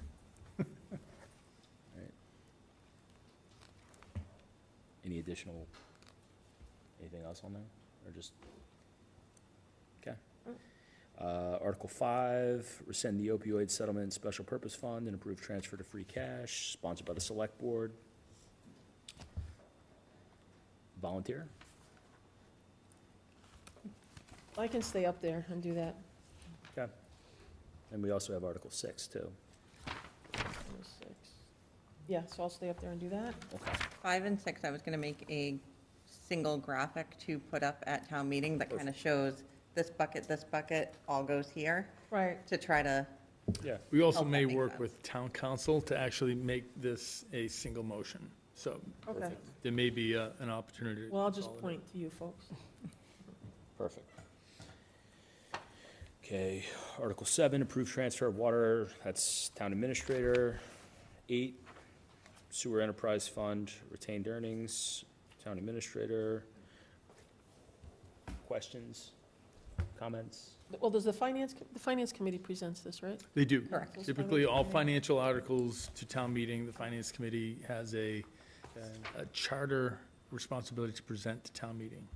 Town meeting should hear from the finance committee on everything related to finance. Okay, and then the approval, okay, so for Article 9, the approve transfer of free cash to a special education reserve fund. Are we also going to hear from FinCom for that You will. article? It's, Wait, so I have so wouldn't Yeah. the finance committee be doing, Number 4. yeah, Or Finance 5 and Finance 6. Committee will be making all the motions for the They'll make the financial motion, articles. they do. Got it. The way I think it works best is, these are the select board's warrants. And so Right. I know the board can decide who to delegate to speak to these warrants, but they're your warrants. And if you feel as though town meeting needs to hear from the select board on these warrants, you could get up and share up 1 or 2 sentences and then invite your colleagues from the finance committee to get up as well. So, that's a prerogative for the board. my I first, do think the Special Education Reserve Fund should be known as the Mary Ellen Fletcher, AKA Special Education Reserve Fund, so yes. you might want to introduce this one. Mary Ellen's just going to sit at the podium the whole night. I'll just stay up there the whole night. You can sit at the table with me, Mary Ellen. I would like to make this town meeting go as quickly as possible and say less. Like, my feeling is saying Less is more? less is more, and letting the finance committee go on. Not supportive of that. I second that. You're not, or you? No, I'm Oh, I'm okay. fine with that, yeah, Okay. yeah. Right. One night town meeting? Yeah, Hold you to that, Mary Ellen. okay. Okay, so that amends 4 through 9, 3 through 9, 2 through 9. Basically, we just have the finance committee just ripping through these, right? Mhm. Okay. I would say so, unless, maybe Katie's gonna have an opinion on that. Maybe somebody's gonna change their opinion, but that's how I'm looking at it right now. Great.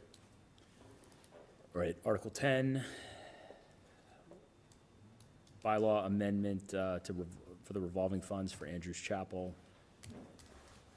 FinCom, Yep. all right. Same thing with 11. Article 12, adoption of the CPA. Douglas? Probably get really explain that. So finance committee is making the motion, but they were anticipating someone from select board would speak on this more broadly. Yep.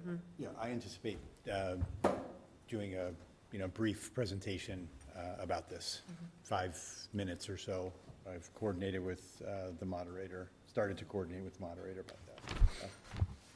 Doug, I'm happy to help you think about that. I think there's a lot of finances for the town that might be helpful. Okay. It's basically repurposing the slides we've already used. Oh, and while I'm on it, and I'll do it again later, we do have another CPA informational session next Monday night, 7 o'clock, right here, B129. Some of the information I think that would be helpful is just going over some of the historic levies over the last 10 years, just to get a sense of how much we've actually deferred in terms of tax levy. The town went through quite a few years of conservative budgeting, and I think that kind of proves out, and we can kind of show we've been careful financial stewards. And while, the CPA does require an investment, certainly the return is so many more times the magnitude of that investment. And we can demonstrate that over the last 7 years, we've actually built in the capacity to afford this.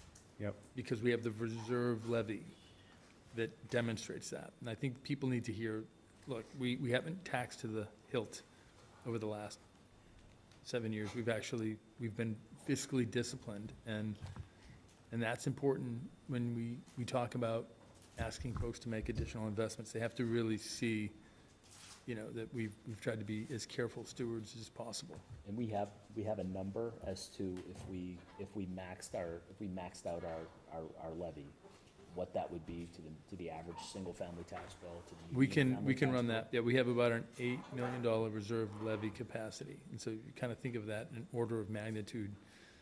We could be taxing another $8 million this year. If we didn't change our behavior 7 years ago, we could have $8 million. We're not doing that. We're not. Listen. Right. But it's just important to kind of get a sense, like, how do we do that? We actually, we created a very tight budget. We just talked about how tight this budget is. But we want to invest a little bit more money. And I think without context, people are going to think, oh, you're just asking for more. And, Yeah. and the The truth is, presentation we've been using for the CPA information sessions lays that out very clearly, I think, but we can talk about that more. I think so, too. Okay. Article 13, appropriation for Chapter 90 roadway improvements is, FinCom? typically, it's FinCom, but, we have our DPW Director and Assistant Town Administrator, Gino Cresta, that usually speaks to bituminous pavement questions. all right.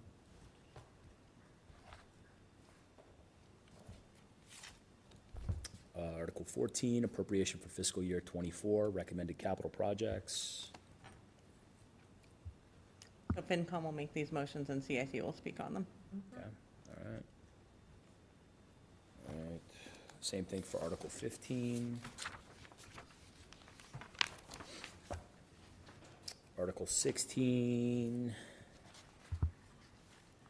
FinCom's out at this point. I said FinCom's out at this point. Yeah, FinCom does not have anything to do with the zoning articles. So those will be presented by Pete Kane. and- Planning Board Planning Board. Chair, probably Angela Ippolito and Pete Kane. Yeah. Maybe Marzi Galaska. Okay. I don't think Angela's the chair. She's not the chair, I'm sorry. Yeah. Yeah, I but think who it's is, Mike. we don't know. Michael Mike- Proja. One of them will do it. Yeah, okay. All right. Mike just, moved He off. just resigned, didn't he? He just moved off. stepped down. He stepped down? Michael? Oh, yeah, yeah. Jared German's Election. guy, yeah. Jared German. So I don't know, maybe Ted was vice chair, so. Ted. Yeah. Yep. I met with Angela today. She did say that Ted was available, and he may get Does drafted. Ted, no, Ted's. She offered him. I'm not sure, but Ted's name did come up, and in the kindest possible way. And Whoa. Okay, so we'll have, so the planning board and our planner / community development will be 16, 17, 18, and 19. Correct? that's correct. Okay. Article 20. Amendment of the general bylaw, gas-powered leaf blowers. I think David. Yeah, I'm happy to speak to this, but I'm also happy to have the health department weigh in on this as well. All right, so we could have our Director of Public Health, Jeff Vaughn, That's right. speak to this. We would need someone to make the motion, though. Yeah, I'm happy to make the motion.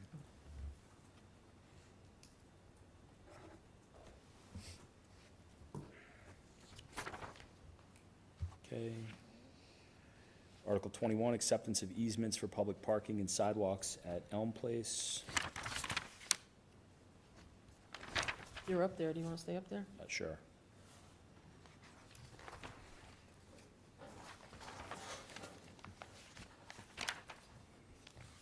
All right. And Article 22, appropriation for land and water conservation fund grant. Finance Committee's going to make that motion. Okay.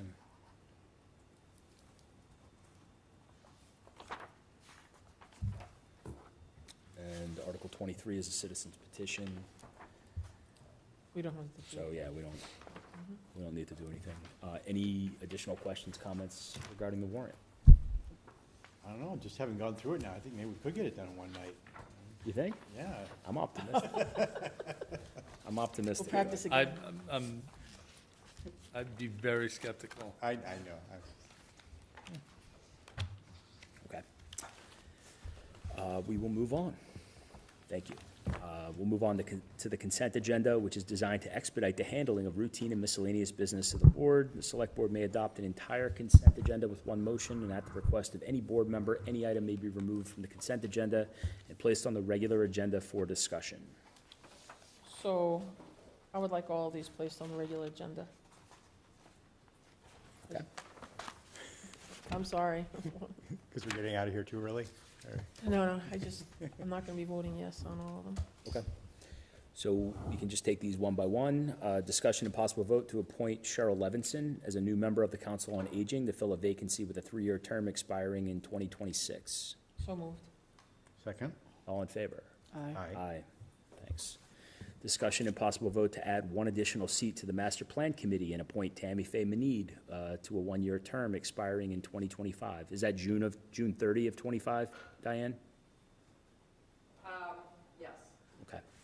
So I just have a question. Is this coming from the planning board? Did the planning board approve this? And so if we're adding additional spaces, did everybody have an opportunity to add it? Like, we're adding additional, how does this actually work? I'm making this recommendation.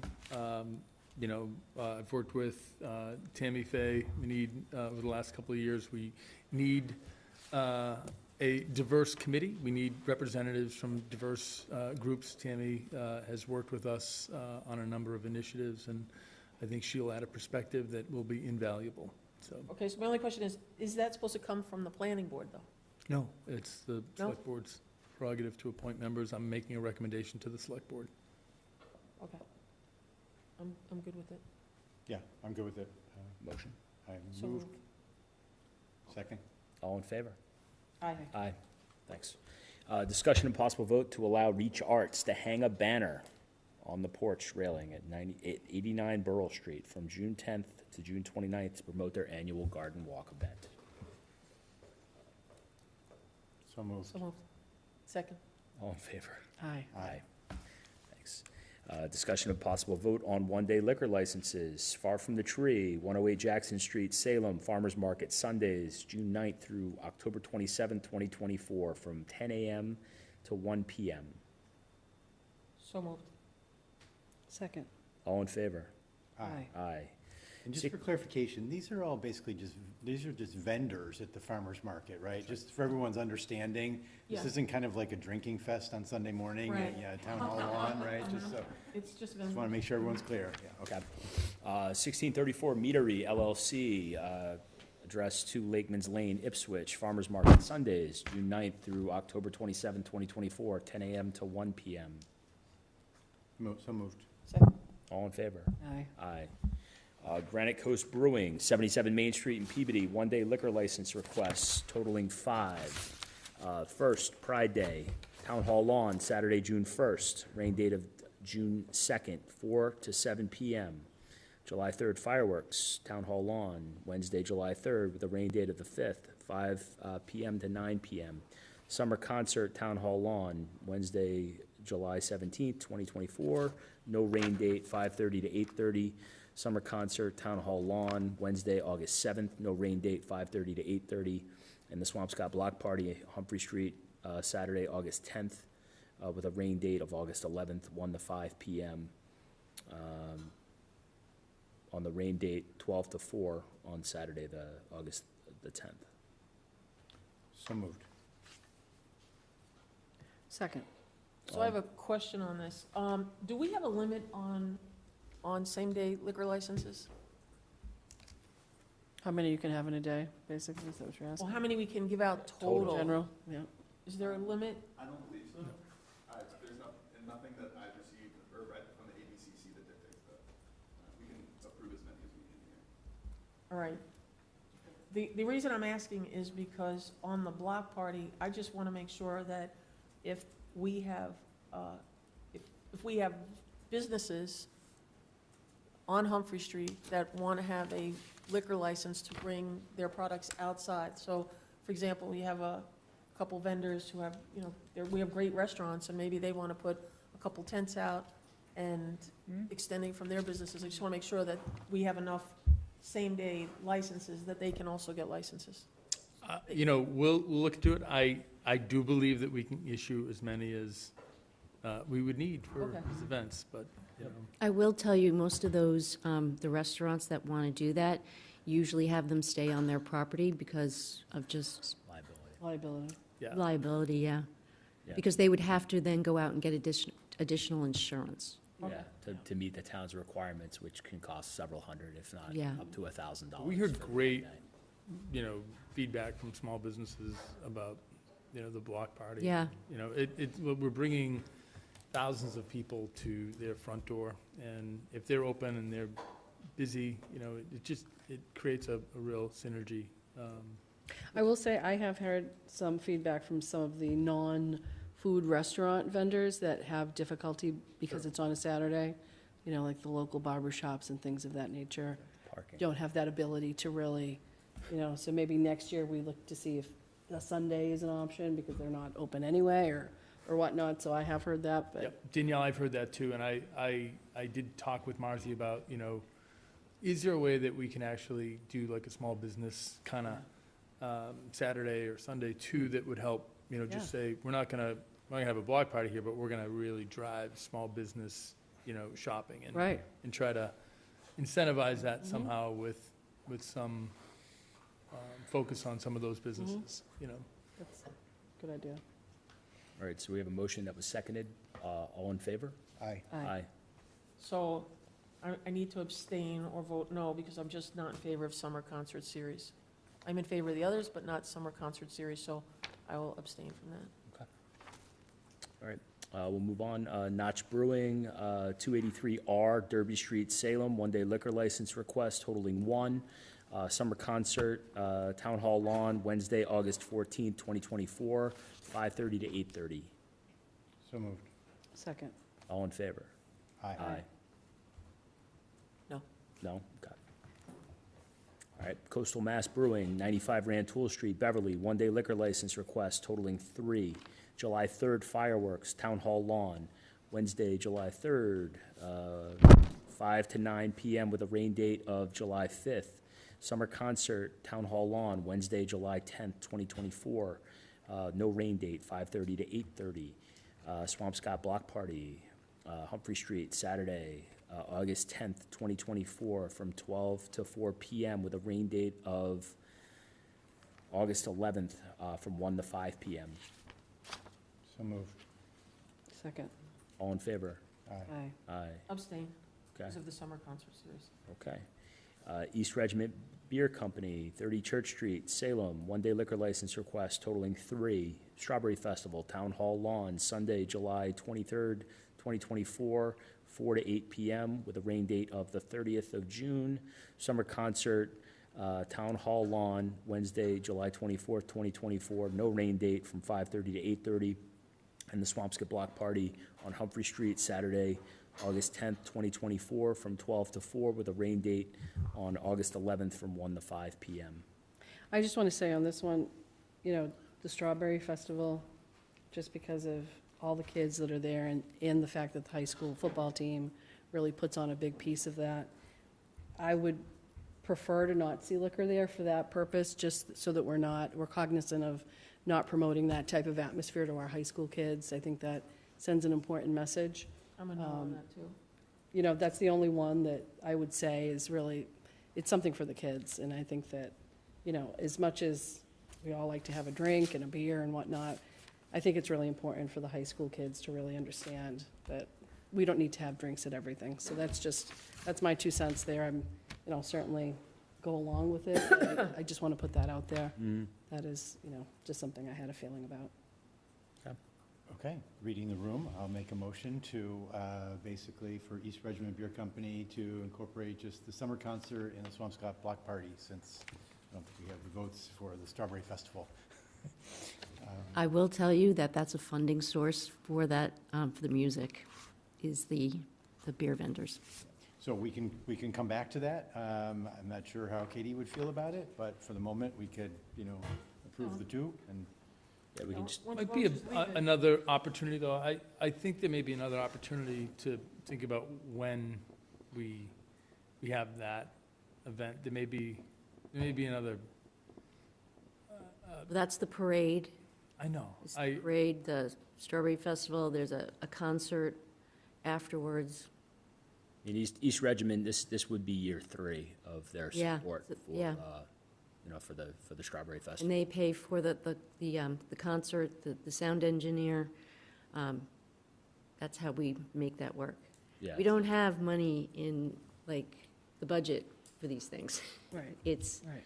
I try to work around, like, getting money from vendors and trying to make all of that. Well, that's interesting, because I really Yeah. would like to know more about the revolving account, and what that budget looks like, and I think we can, I think we can, I think Yeah. there's some money there somewhere, but I am not in support of having, having alcohol at the Strawberry Festival, and there are a lot of kids, and I do get people complaining that, why do we have to have alcohol at every single event we do?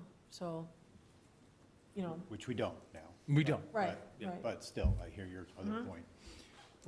You do have the Harbor Festival, there's no alcohol at that. And there's a concert, a kids' concert, we don't have alcohol at that. Yeah.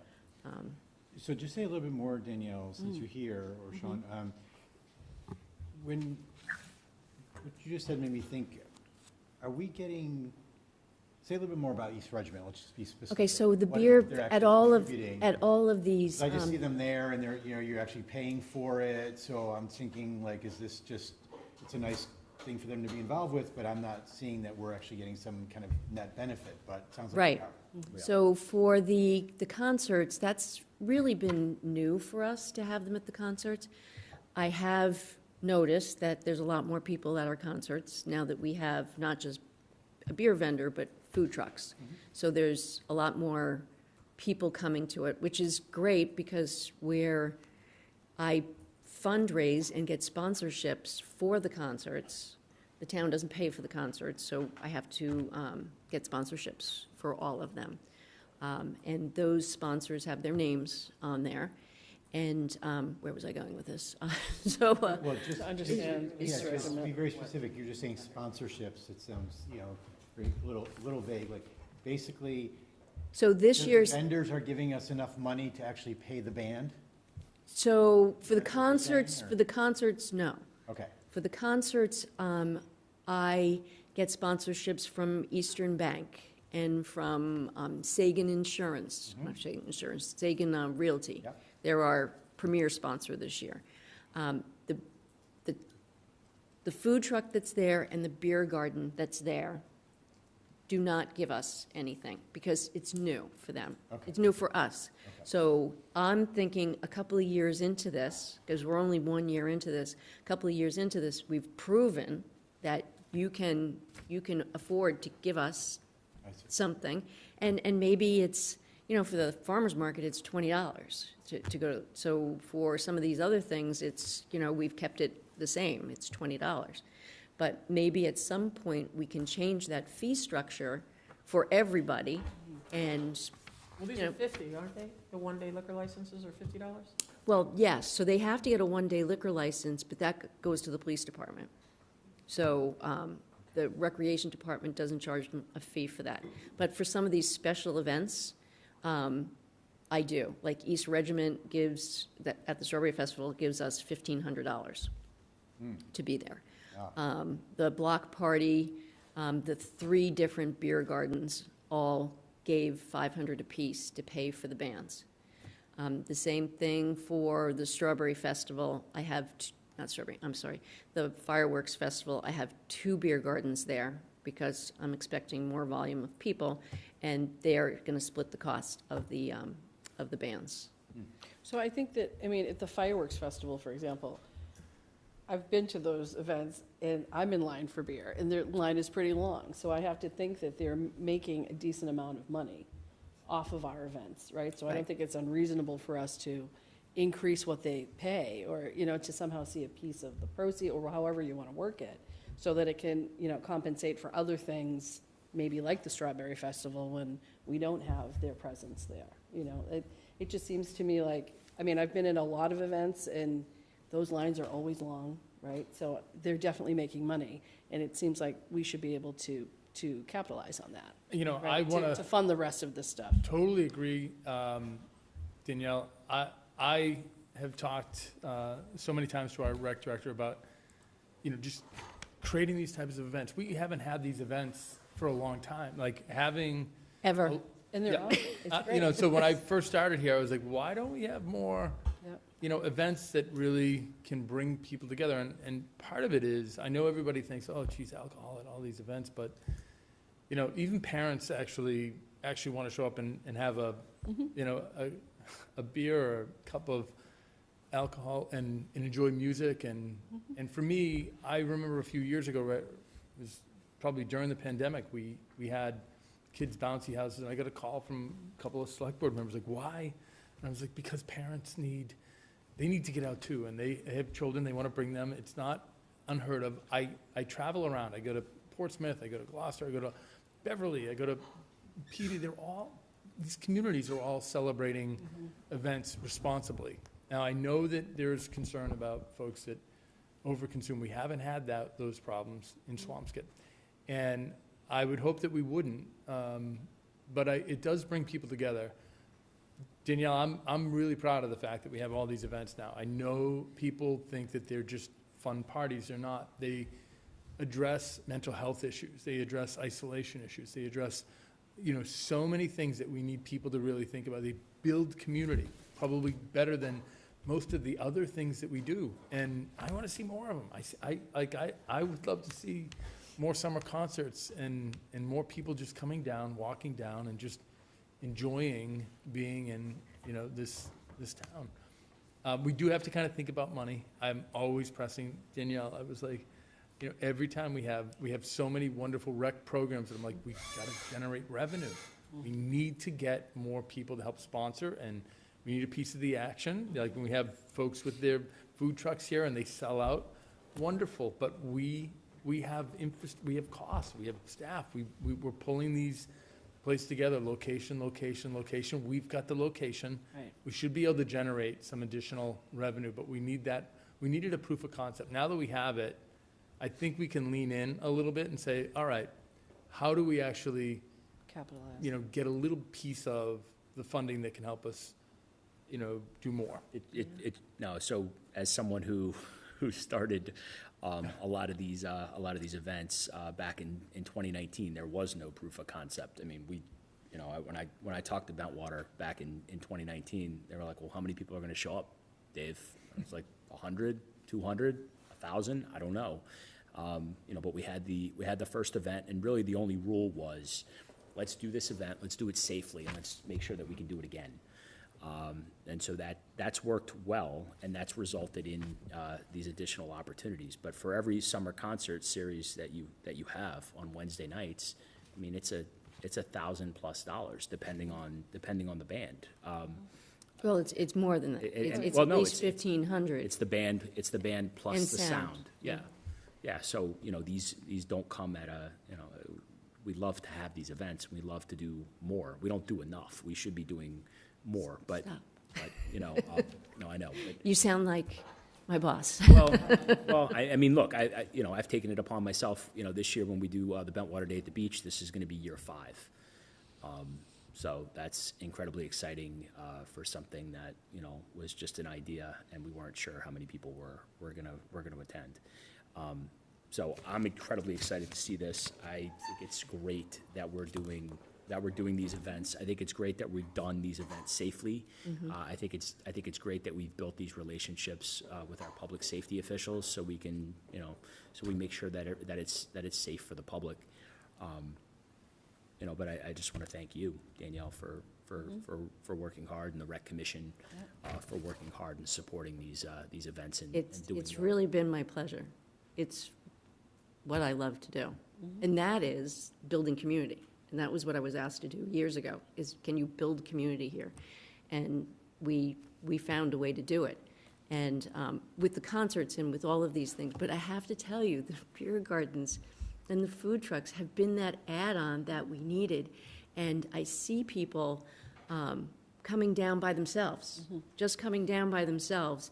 And you talk about mental health and isolation and all those things. They come down by themselves, and they may see someone they know, and they end up sitting with that person.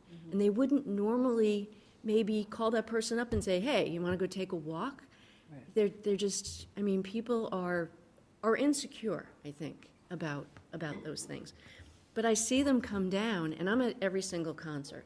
It's Wednesday night, so it works for me, and we work late that night anyway, and I go out and make an announcement of whoever the band is, and I kind of mingle with people and talk, and I see the people that are just walking down with their own chair and kind of sit by themselves for a few minutes, and then they see somebody, and then they like, oh, there's, David Grishman, hey, how you doing?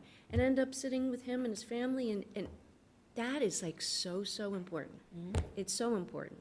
And it's the same way with all of these things. I've got to tell you, the block party, how amazing that whole thing was. And we did it the first time, and I got to tell you, I walked that block and I thought, how am I ever going to fill all of this space? How am I going to do it?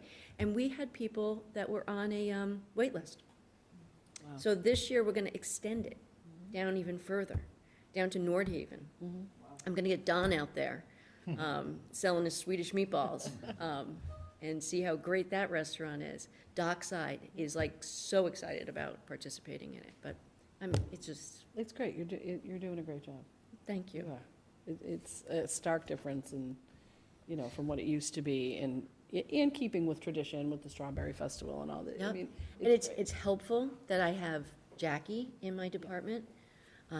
I think next we need an event coordinator in my department to help with events. And again, I'm like, for me, I'm like, great, all these things are working, but we've got to generate revenue. And yes, so it's important for us to kind of just keep in mind, At some point, it's not, we have to fund these. And I'll say again, East And I- Regiment for 3 years has funded the music for the Strawberry Festival. Yeah, Let's I see if reached they can out, fund more. I reached out to them in 2022, and we had a conversation, and they Yep. said, we're more than happy to And help. they are they're veterans. And they are veterans. Those Yeah, guys. they're two special forces veterans that operate their brewery. You know, they did it through the pandemic. They barely survived.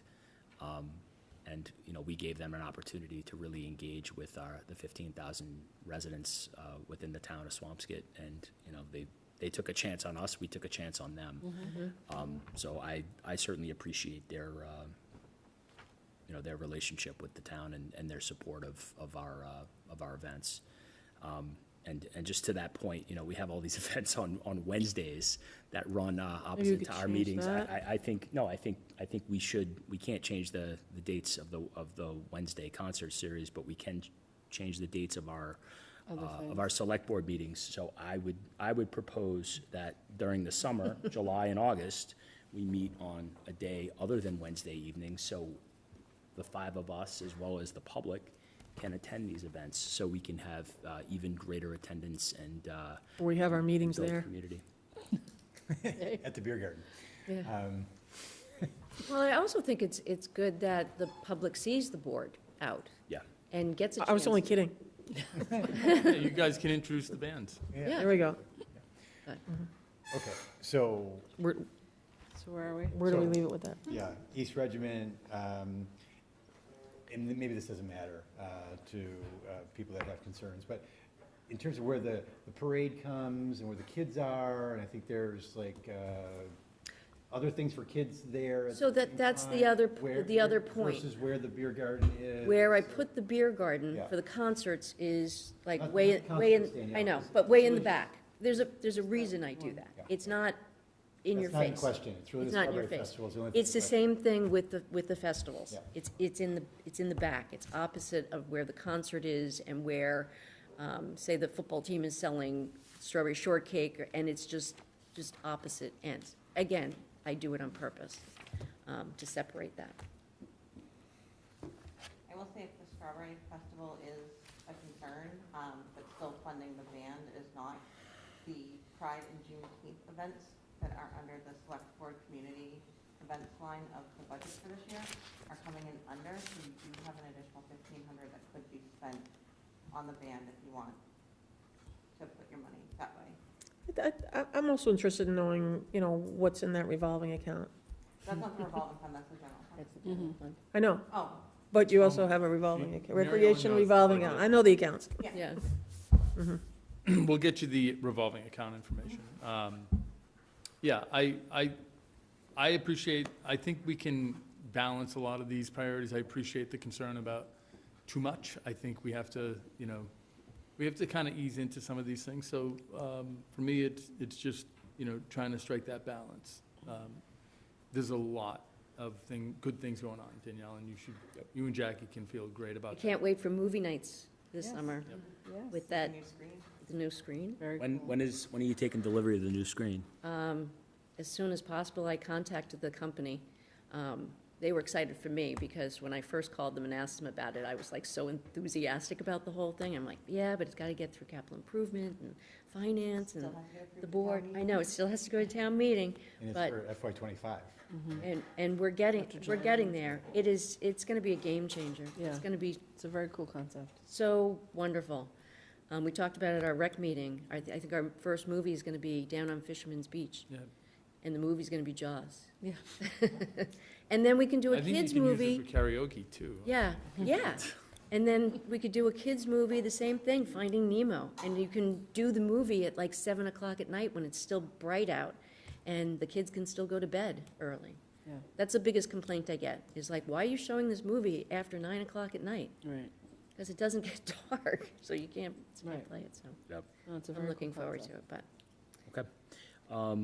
Do we have a motion, Doug?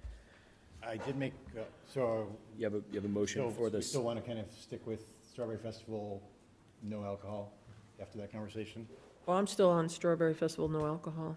Okay, I mean, ideally, that would be my preference. okay, all right. But I don't want to sacrifice your band or any of that, I really don't, but Well, I if mean, there's a way to make it it sounds like happen. Amy has an idea, and then Yeah. we can come around with Katie or whatever, but We for do. now, we'll get the other two done. I want to make one more point, Sure. and that is that East Regiment has supported us every year.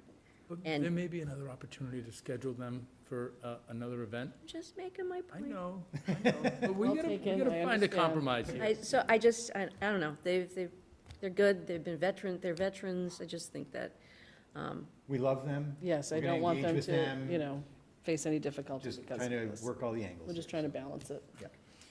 Okay, so, yeah, the motion is to approve East Regiment at the summer concert and Swampscott Block Party. For now. Second, All in favor? Aye. Aye. No. No? Okay. All right, and then we'll move on. Vote to approve minutes of the regular meetings of 4/3, 4/10, 4/17, and 4/24. I want to strike 4/17 and withhold that for now. So, is that a motion? Yeah. So moved. Are you making a motion? All right. Well, no. She made the motion. I just read. He read the motion, I said so moved. Second. All in favor? Aye. Thank you. Select board time. I want to thank Nathan Kent, Danielle Moretsky, and Joe Dulett for another fabulous job of broadcasting the select board meeting. I want to announce a rabies clinic that Dr. Arthur Friedman will be doing on May 29th. I think this might be our 6th rabies clinic. It will be alcohol-free, but we could look into other things there. I also want to, I received a couple phone calls from some residents yesterday asking me if I would just remind everybody that yesterday was Holocaust Remembrance Day. So if we can keep that in mind. And, with anti-Semitism on the rise, these are really serious issues. We need to be mindful. Mary Ellen, I'm happy to draft a proclamation or some, official, acknowledgement for the board. And if the board's okay with that, we'll attach your signatures to it, just to That'd be great. remind people that, we should never forget the Holocaust, and we should all speak out about anti-Semitism in this time. I want to thank the town clerk's office. I wanted to send you an email, Sean, but I received a number of calls about the efforts that came out of the town clerk's office and how wonderful those 3 gentlemen are. Jared, Neil, and Mike. They were really patient and, Great to hear. over the top. This was a big election. Danielle, congratulations. I am just so happy you didn't run when I was running. A 24% turnout, 72% of the vote, and over 2,000 voters. Congratulations to you and the town clerk's office for handling everything. I just think that was great, and just that'll add some more info for the 16 and 17-year-olds to come out. And then last, I did hear what Andrea Amori said on there, and I would like to bring up a conversation about the ARPA funds on the next agenda. So that's my request and my opinion. And that's it for me. I made the CPA announcement earlier, so that's all I had. And what's the date one more time? Next. The 13th, Next Monday. next Monday, the 13th, at 7 o'clock here. Okay. In B129. So I just wanted to thank Sean and Diane for your warm welcome, David as well for reaching out. You guys have really, Diane, you do a tremendous amount of work, keeping everything in line and organized, and I really appreciate your diligence, and both of you, thank you for welcoming me as much as you did. Mary Ellen, of course, Katie, we've had numerous conversations, really, thank you. It's nice to be done with campaigning and at this point where we can just get to work and move forward. I'm very excited to do that. I did want to mention, I have heard from some of the residents of the Nason Road area with their concerns about the traffic and the anticipated issues with the new school opening. So I think that it would make sense at some point to get a meeting on the books with that community, just to kind of, go on the offensive and really explain what's planned and how it's going to affect them, their homes, their area. We're all excited about the new school, but with that comes anxiety as well. So I have heard from a number of those people in that neighborhood, and I do want to sit down and certainly be part of the conversation, but if we could get something in place. Happy to look into, having our public safety and DPW and our school